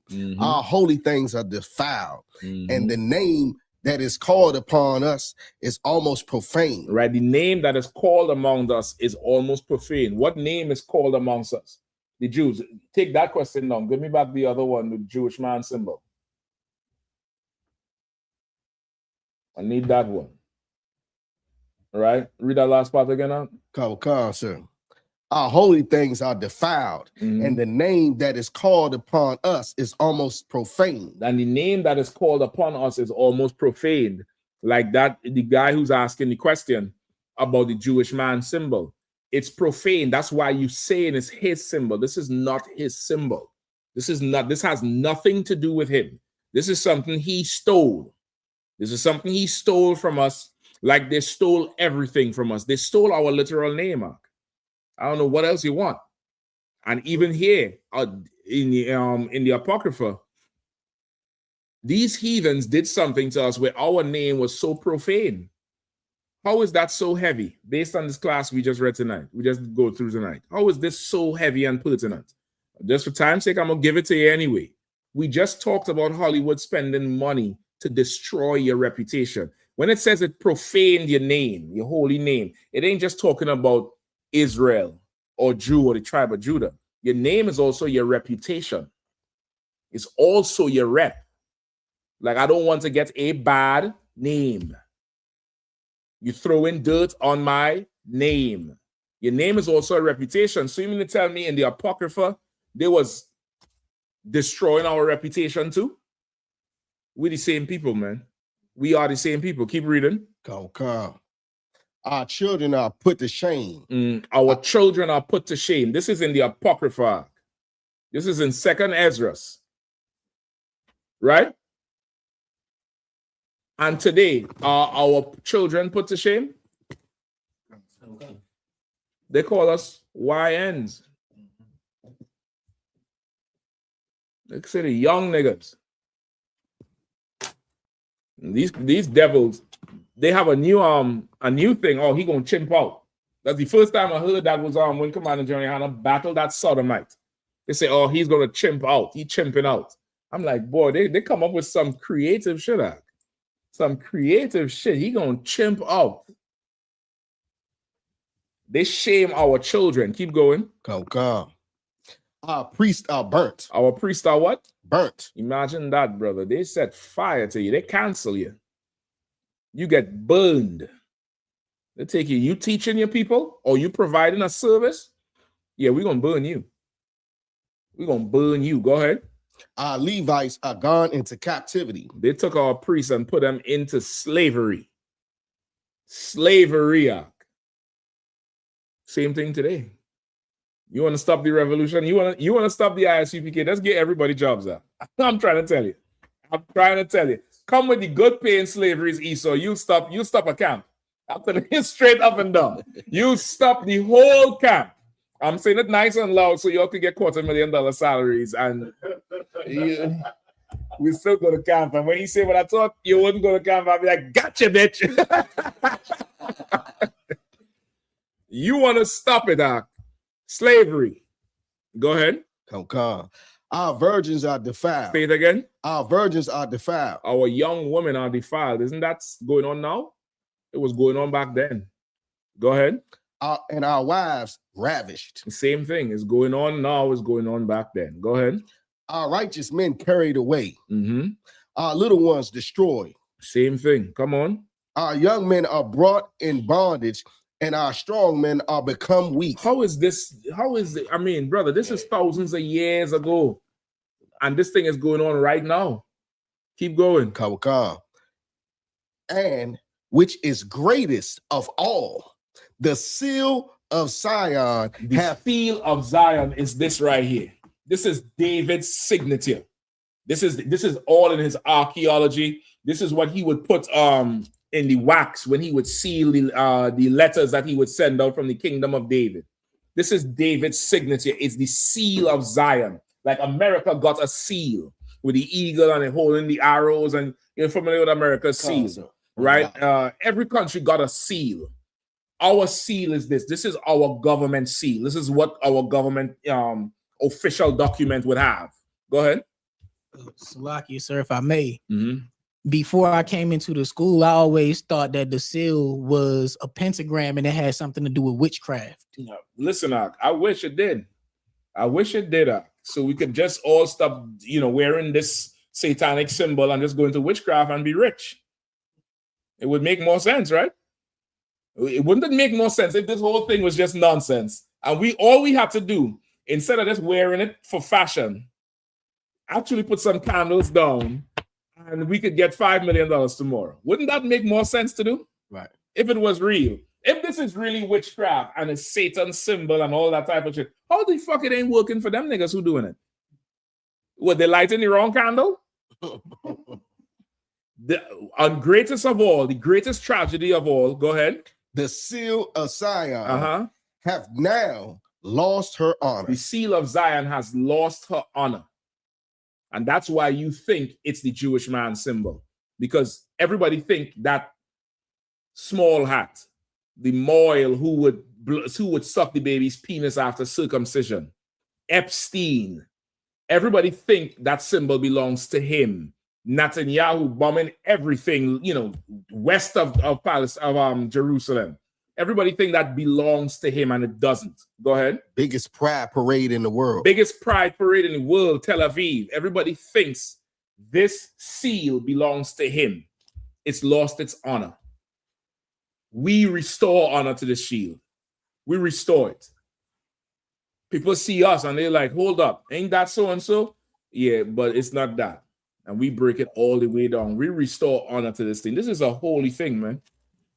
It represents David's kingdom and law. At one time, the law enforcement everywhere was wearing this shit. And it comes from David and his men because that would be the kingdom's men. You get the point? It's a reason they chose that to wear, because this is where law comes from. Every law comes from the Bible. Go ahead, Arawadia. Oh, Salaki, sir, I was going to say, stupid heathens and some of our people, they think this is starve Molech, this is dealing with Satanism, but this is when you thought of us, when you seen the so-called blacks, Hispanics, and Native Indians, this is what you seen right here. Is what King David presented. That's right.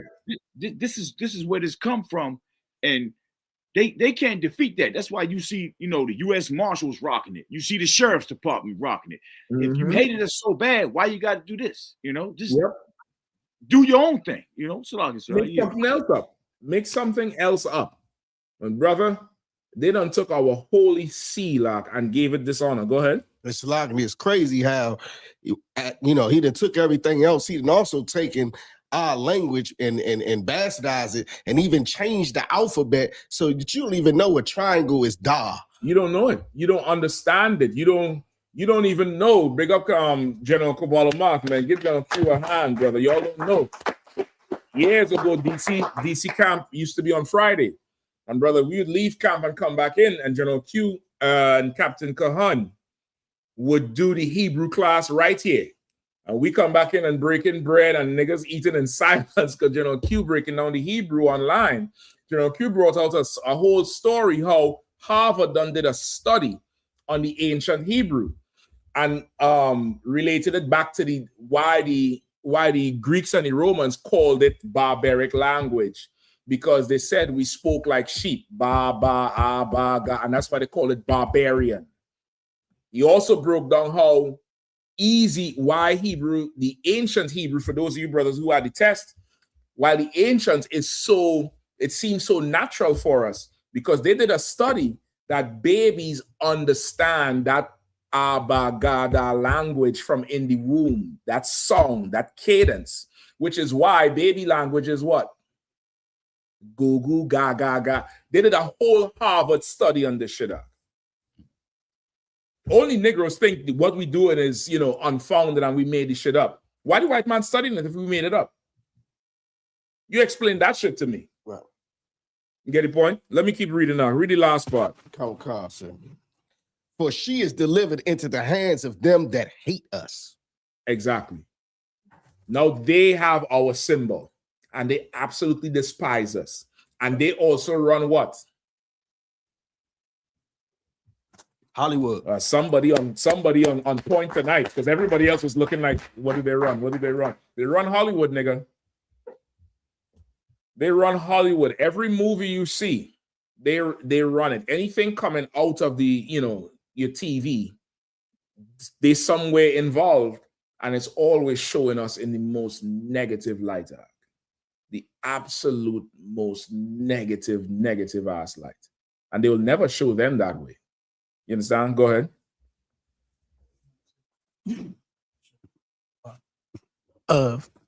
For example, every Medea movie.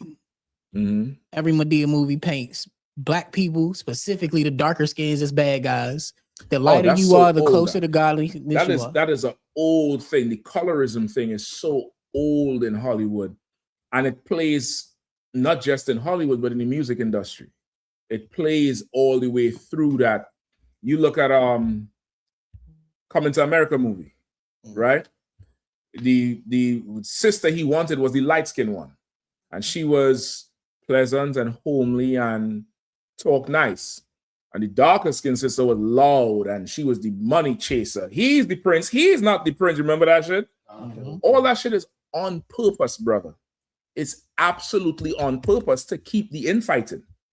It's all the way there. It's in the, you know, the music industry. Forget about the music industry. It's just ridiculous.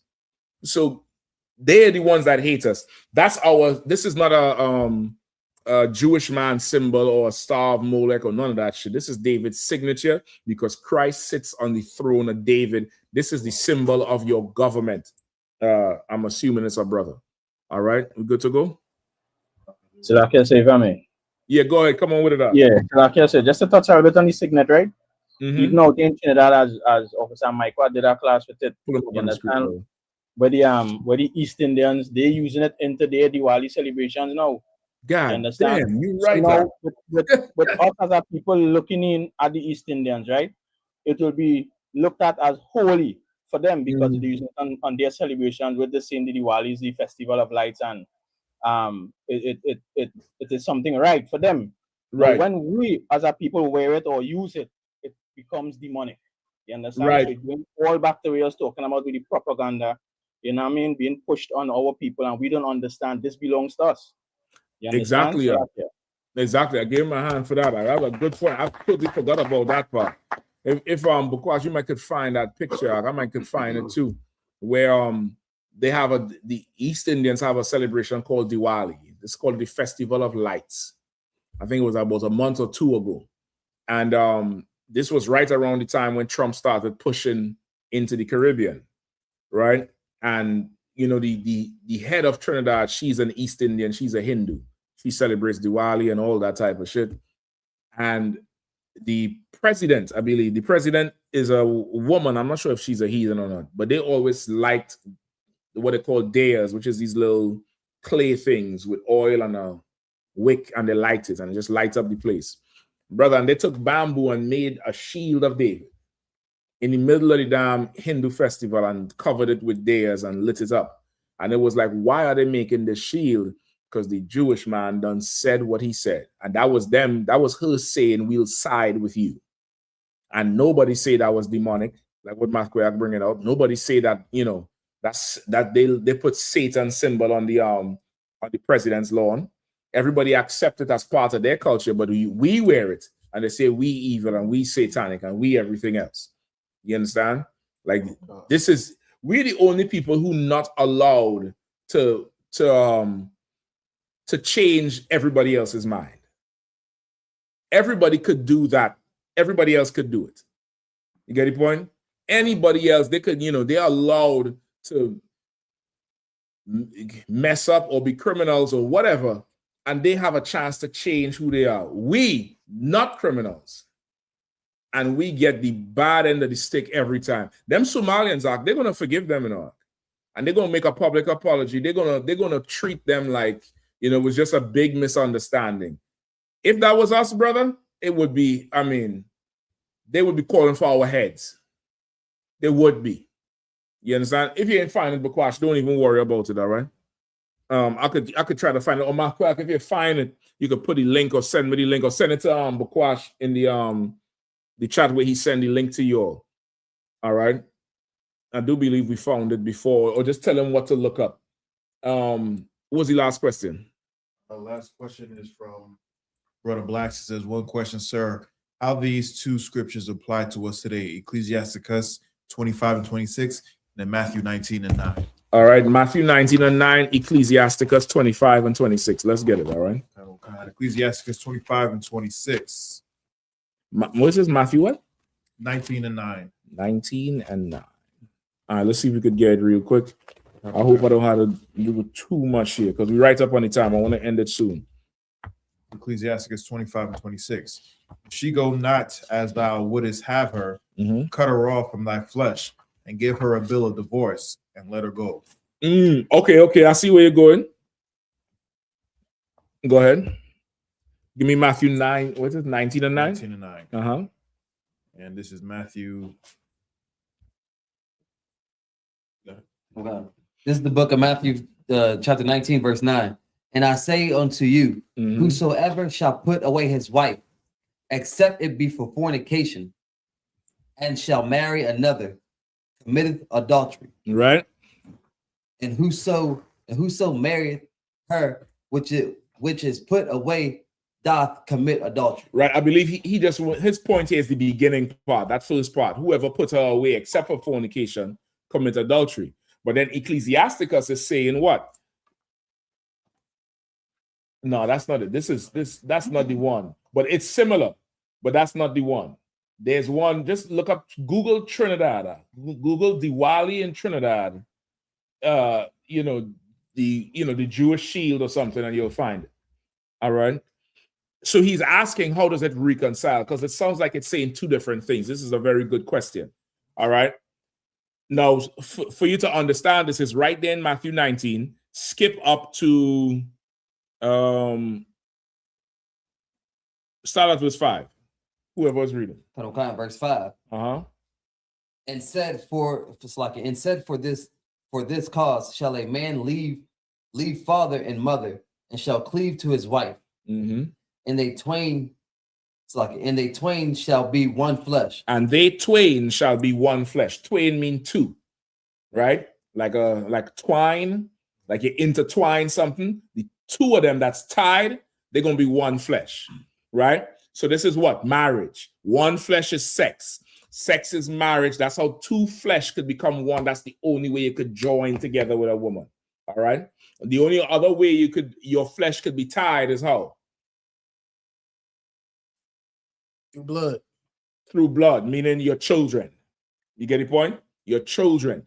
But the tie you have with that woman is through the sex. All right. Keep going. Verse 6. Wherefore they are no more twain, but one flesh. Right. Wherefore they are no longer two people, but one now, because they done had sex. Go ahead.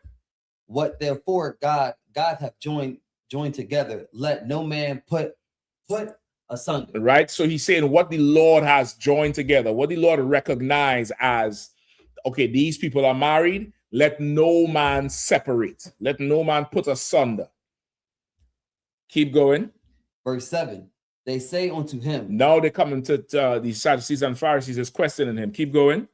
They say unto him, why did Moses then command to give a writing of divorcement and put her away? Right. So they're saying, if that's the case, why did Moses say you could put your wife away and give her a bill of divorcement? Why did Moses say that? Which is why in the Apocrypha, That's what is written there in Ecclesiasticus 25 and 26. Because the Apocrypha is before Christ. So from the time of Moses up to Christ, Moses said, y'all two can't get along. Instead of what? Instead of y'all killing each other, because that's what the hell is happening. Just think like what we just read with the destruction of the youth and, you know, your wives taken. How is the same thing like today? The same thing going on back then. What's happening today with two people that can't get along, a man and a woman? What's happening? They get divorced, fight, kill each other in the Divorce. streets. I wish it was just divorce. What's happening? They split up. No, before they split up. God damn. What's happening before they split up? They fighting all the time, giving each other They headaches. busting lips and busting eyes, busting nose, breaking limbs, stabbing one another, shooting one another. Y'all used to that to the stabbing and the shooting we're so up and Mathquayak, they'll be able to tell you exactly how that should go in the islands. You know, in the islands we are a little bit more crude and a little bit more unrefined. What usually happens, Mathquayak? What stories we grew up hearing where the two of them can't get along? What is she doing to him? She doing anything come to mind. Anything come to mind, hot oil on your back when you're sleeping. Oil drained into your ear when you're sleeping. You understand? You understand that? You understand? You get what I'm saying? It's horrible. It's horrible. How many times I done heard some brother come home and realize he getting help? That's one way we would say it in the Caribbean. This man helping you. It doesn't mean he helping you lift a box up. It means he's helping you lift a box. Your box. Meaning he giving you help. Meaning he helping you out with your woman. So you come home and find some man who is helping you. The brother lose it, goes for the machete, what we call a cutlass, a tree line. It's almost like some of them is as big as this scroll here. It's like a mini sword and goes to hack everybody in the house. Everybody, he goes to hack everybody up. I mean, chop into pieces. Now, you think in Moses' time, it was more civilized? We was more civilized, that? With stoning was normal and cutting your hands off was normal? Moses saw what we was doing to each other as a man and a woman, having difficulty forgiving each other. And sometimes, brother,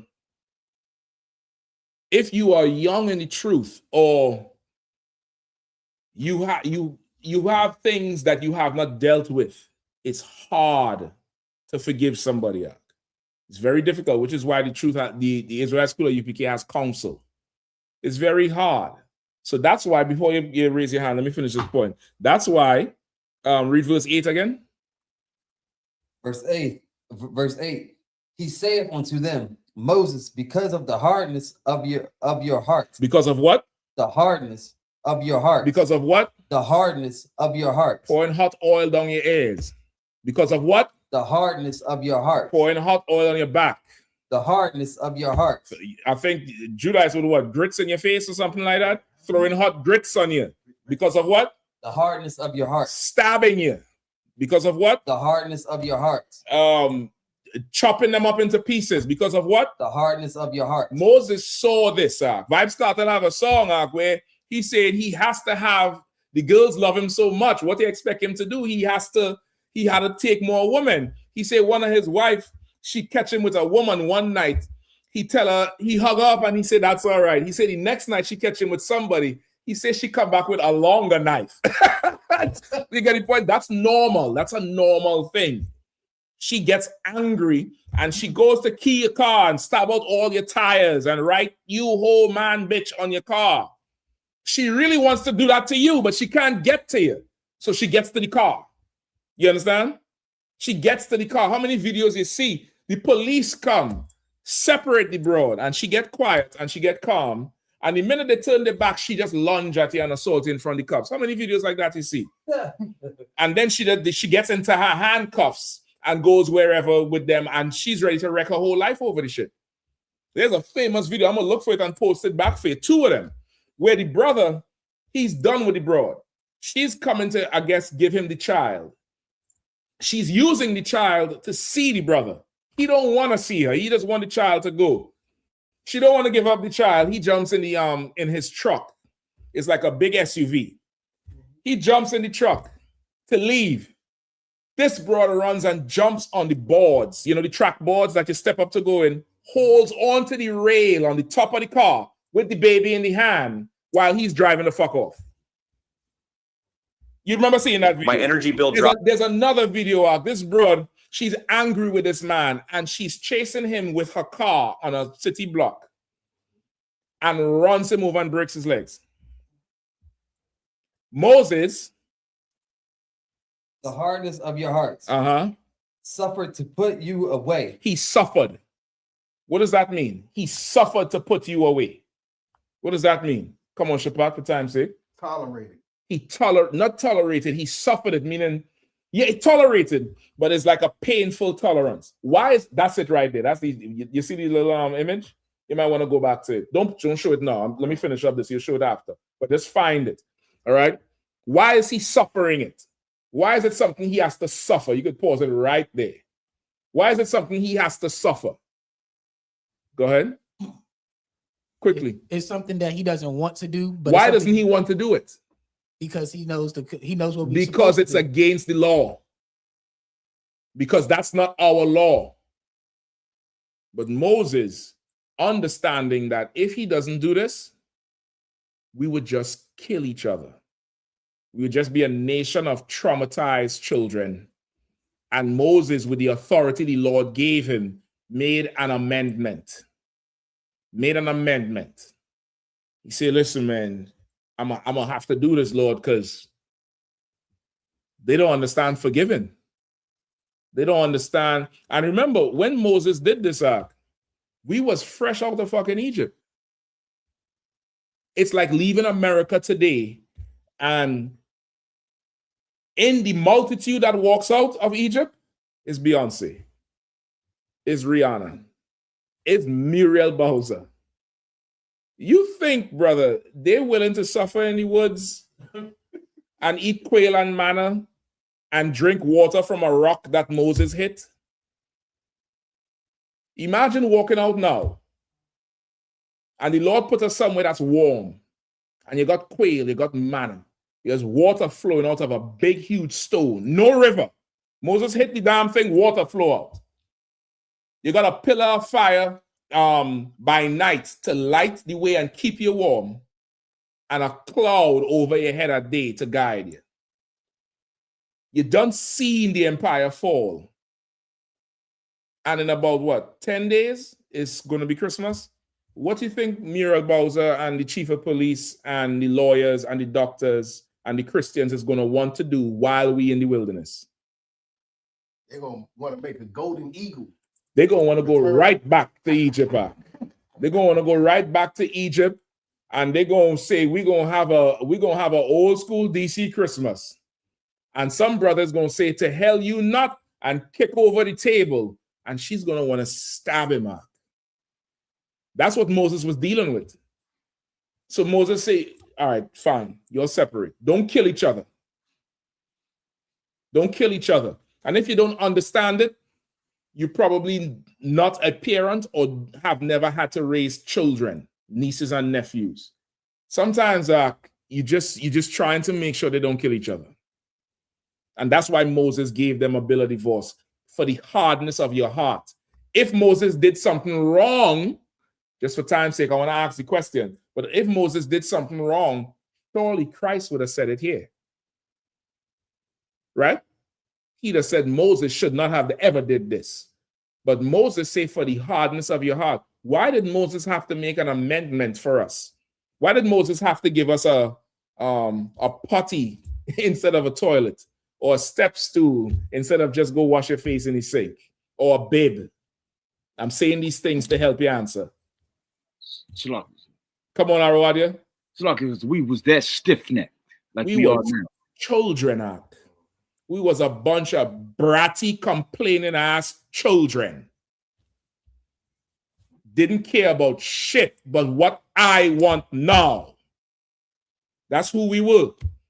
Coming out of Egypt. Moses is like, well, goddamn, just all right, go separate. Go separate. Go ahead. Keep reading quickly. Suffered you to put away your wives, but from the beginning it was not so. So he giving them context. He said Moses, because he was so stiff-necked, he was hard-headed, he was spoiled like a child, like a baby. Because he wouldn't listen, Moses, he suffered to give you a bill of divorce. He didn't want to do this shit, but you would have gone and killed the broad. You would have gone and killed the brother. So he did it. But in the beginning, it was not so. It wasn't so in the beginning. Keep going. Verse 9, and I say unto you, whosoever shall put away his wife, except it be for fornication, and shall marry another, committeth adultery. And whosoever married her, which is put away, doth commit adultery. Right?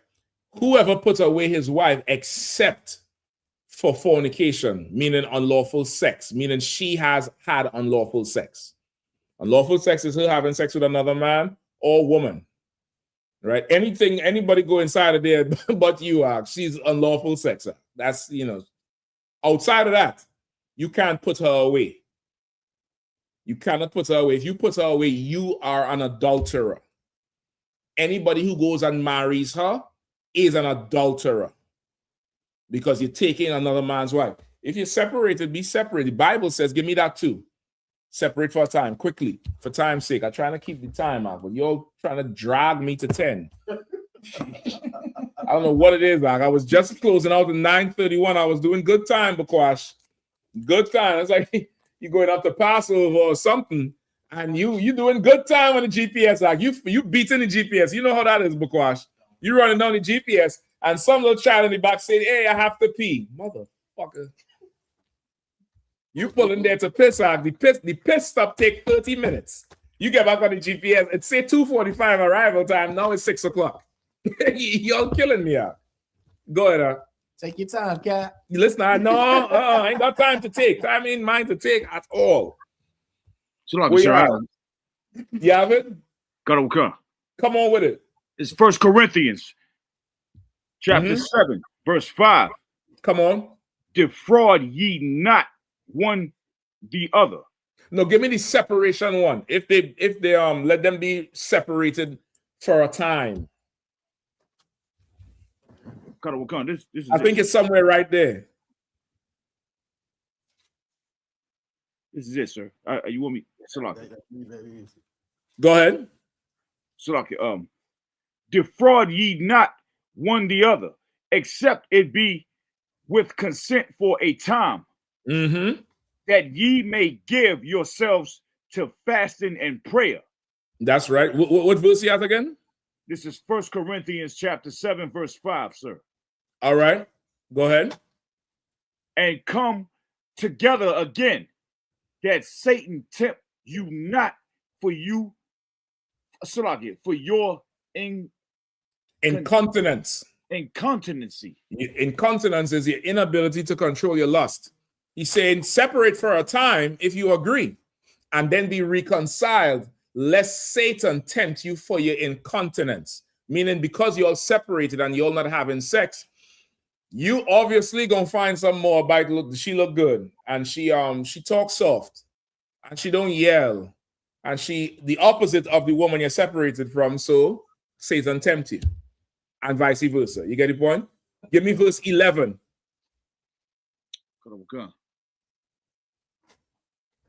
Verse 11.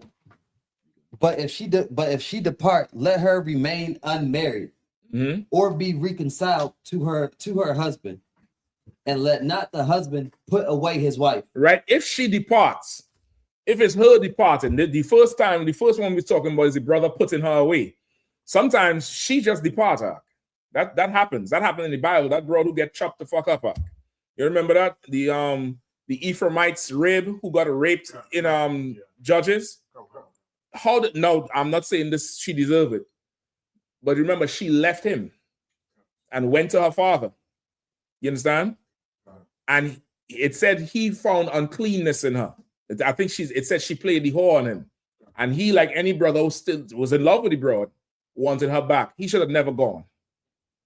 He should have never gone. He should have left that alone. She should have never hold on her husband and never went there. You see what happened? Sometimes the broad depart her.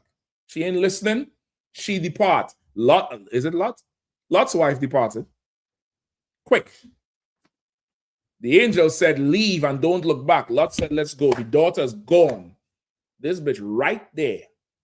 Imagine walking out the door and say, listen, man, if you make it to the street, you're getting beamed up in the chariot. You reach to the edge of the sidewalk to step into the street and turn back. You dumbass. You departed. You ain't listening. It said, if she depart, let her depart, but let her remain unmarried so that you'll have a chance to reconcile in the future, if anything. You get the point? Sometimes the separation come out. It's just like that for the hardness of your heart, but in the beginning it was not so. That's how the two reconcile. It could seem confusing to the brother who asked the question, Brother Blacks. It could seem confusing, but it's absolutely not. The Bible, once again, somebody has to teach you the Bible. The Bible is not something you could just read and understand. Your understanding is going to be less than or skewed because we grew up in this captivity. How we process things is through a Christian filter. I'm not calling you Christian in any way. I'm just saying how it is. So you might see something and your understanding of it is from a Christian background. So it's confusing, it's twisted. Moses gave a bill of divorce because we was killing each other like we doing today. You could go on ABC News right now and see footage of some man walking down a sidewalk with an extremely heavy suitcase. And then they tell you in the suitcase is his woman that he chopped up. You could see it. You could see that thing. Right now, there's a case going on in court with some man who done killed his wife and dismembered her body. He plead guilty to chopping her, but he say he didn't kill her. Yeah, nigga. Some white man. Y'all could go look it up. It's right now in the news. Moses saw all of that shit out and was like, listen, you all stop. Just separate. Just separate for a time. And that's that. You understand? Go ahead, Ak. Sloggy, sir. The story that you're talking about, is that the story of the sister who said she wouldn't date black men? And then like I don't a couple know days later, There's so many of them are. It ain't just one. It's so many of them. You could go look it up. You could just go look the goddamn thing up. Right? So that's it, all right. With that, pass the class over to Priest and Officer Shapataya.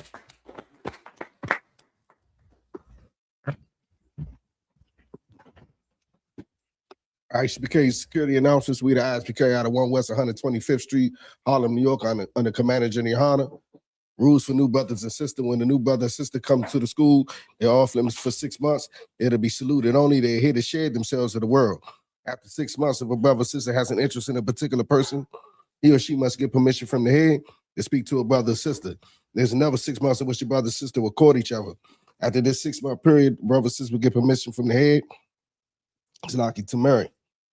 TITHES, which is a commandment. You can find this in the book of Numbers, chapter 18, verse 21, in the book of Malachi, chapter 3, verse 8 through 10. Means 10th in Hebrew and it's pronounced ma'ashara. 10% of every penny of any increase the Lord gives you, give to the treasury department or teacher. Priest for a free will offering for priests, not mandatory, whichever amount you like to give. Upcoming holy convocation. Feast of the dedication of Hanukkah. 25th day of the 9th month by the space of 8 days. Define this, it's like Sunday, the 14th of December, 2025, for 8 days. You can find this in the book of First Maccabees, chapter 4, verse 52 through 61. Also, we got the Lord's 57th annual Passover in Houston, Texas, Saturday, April the 4th.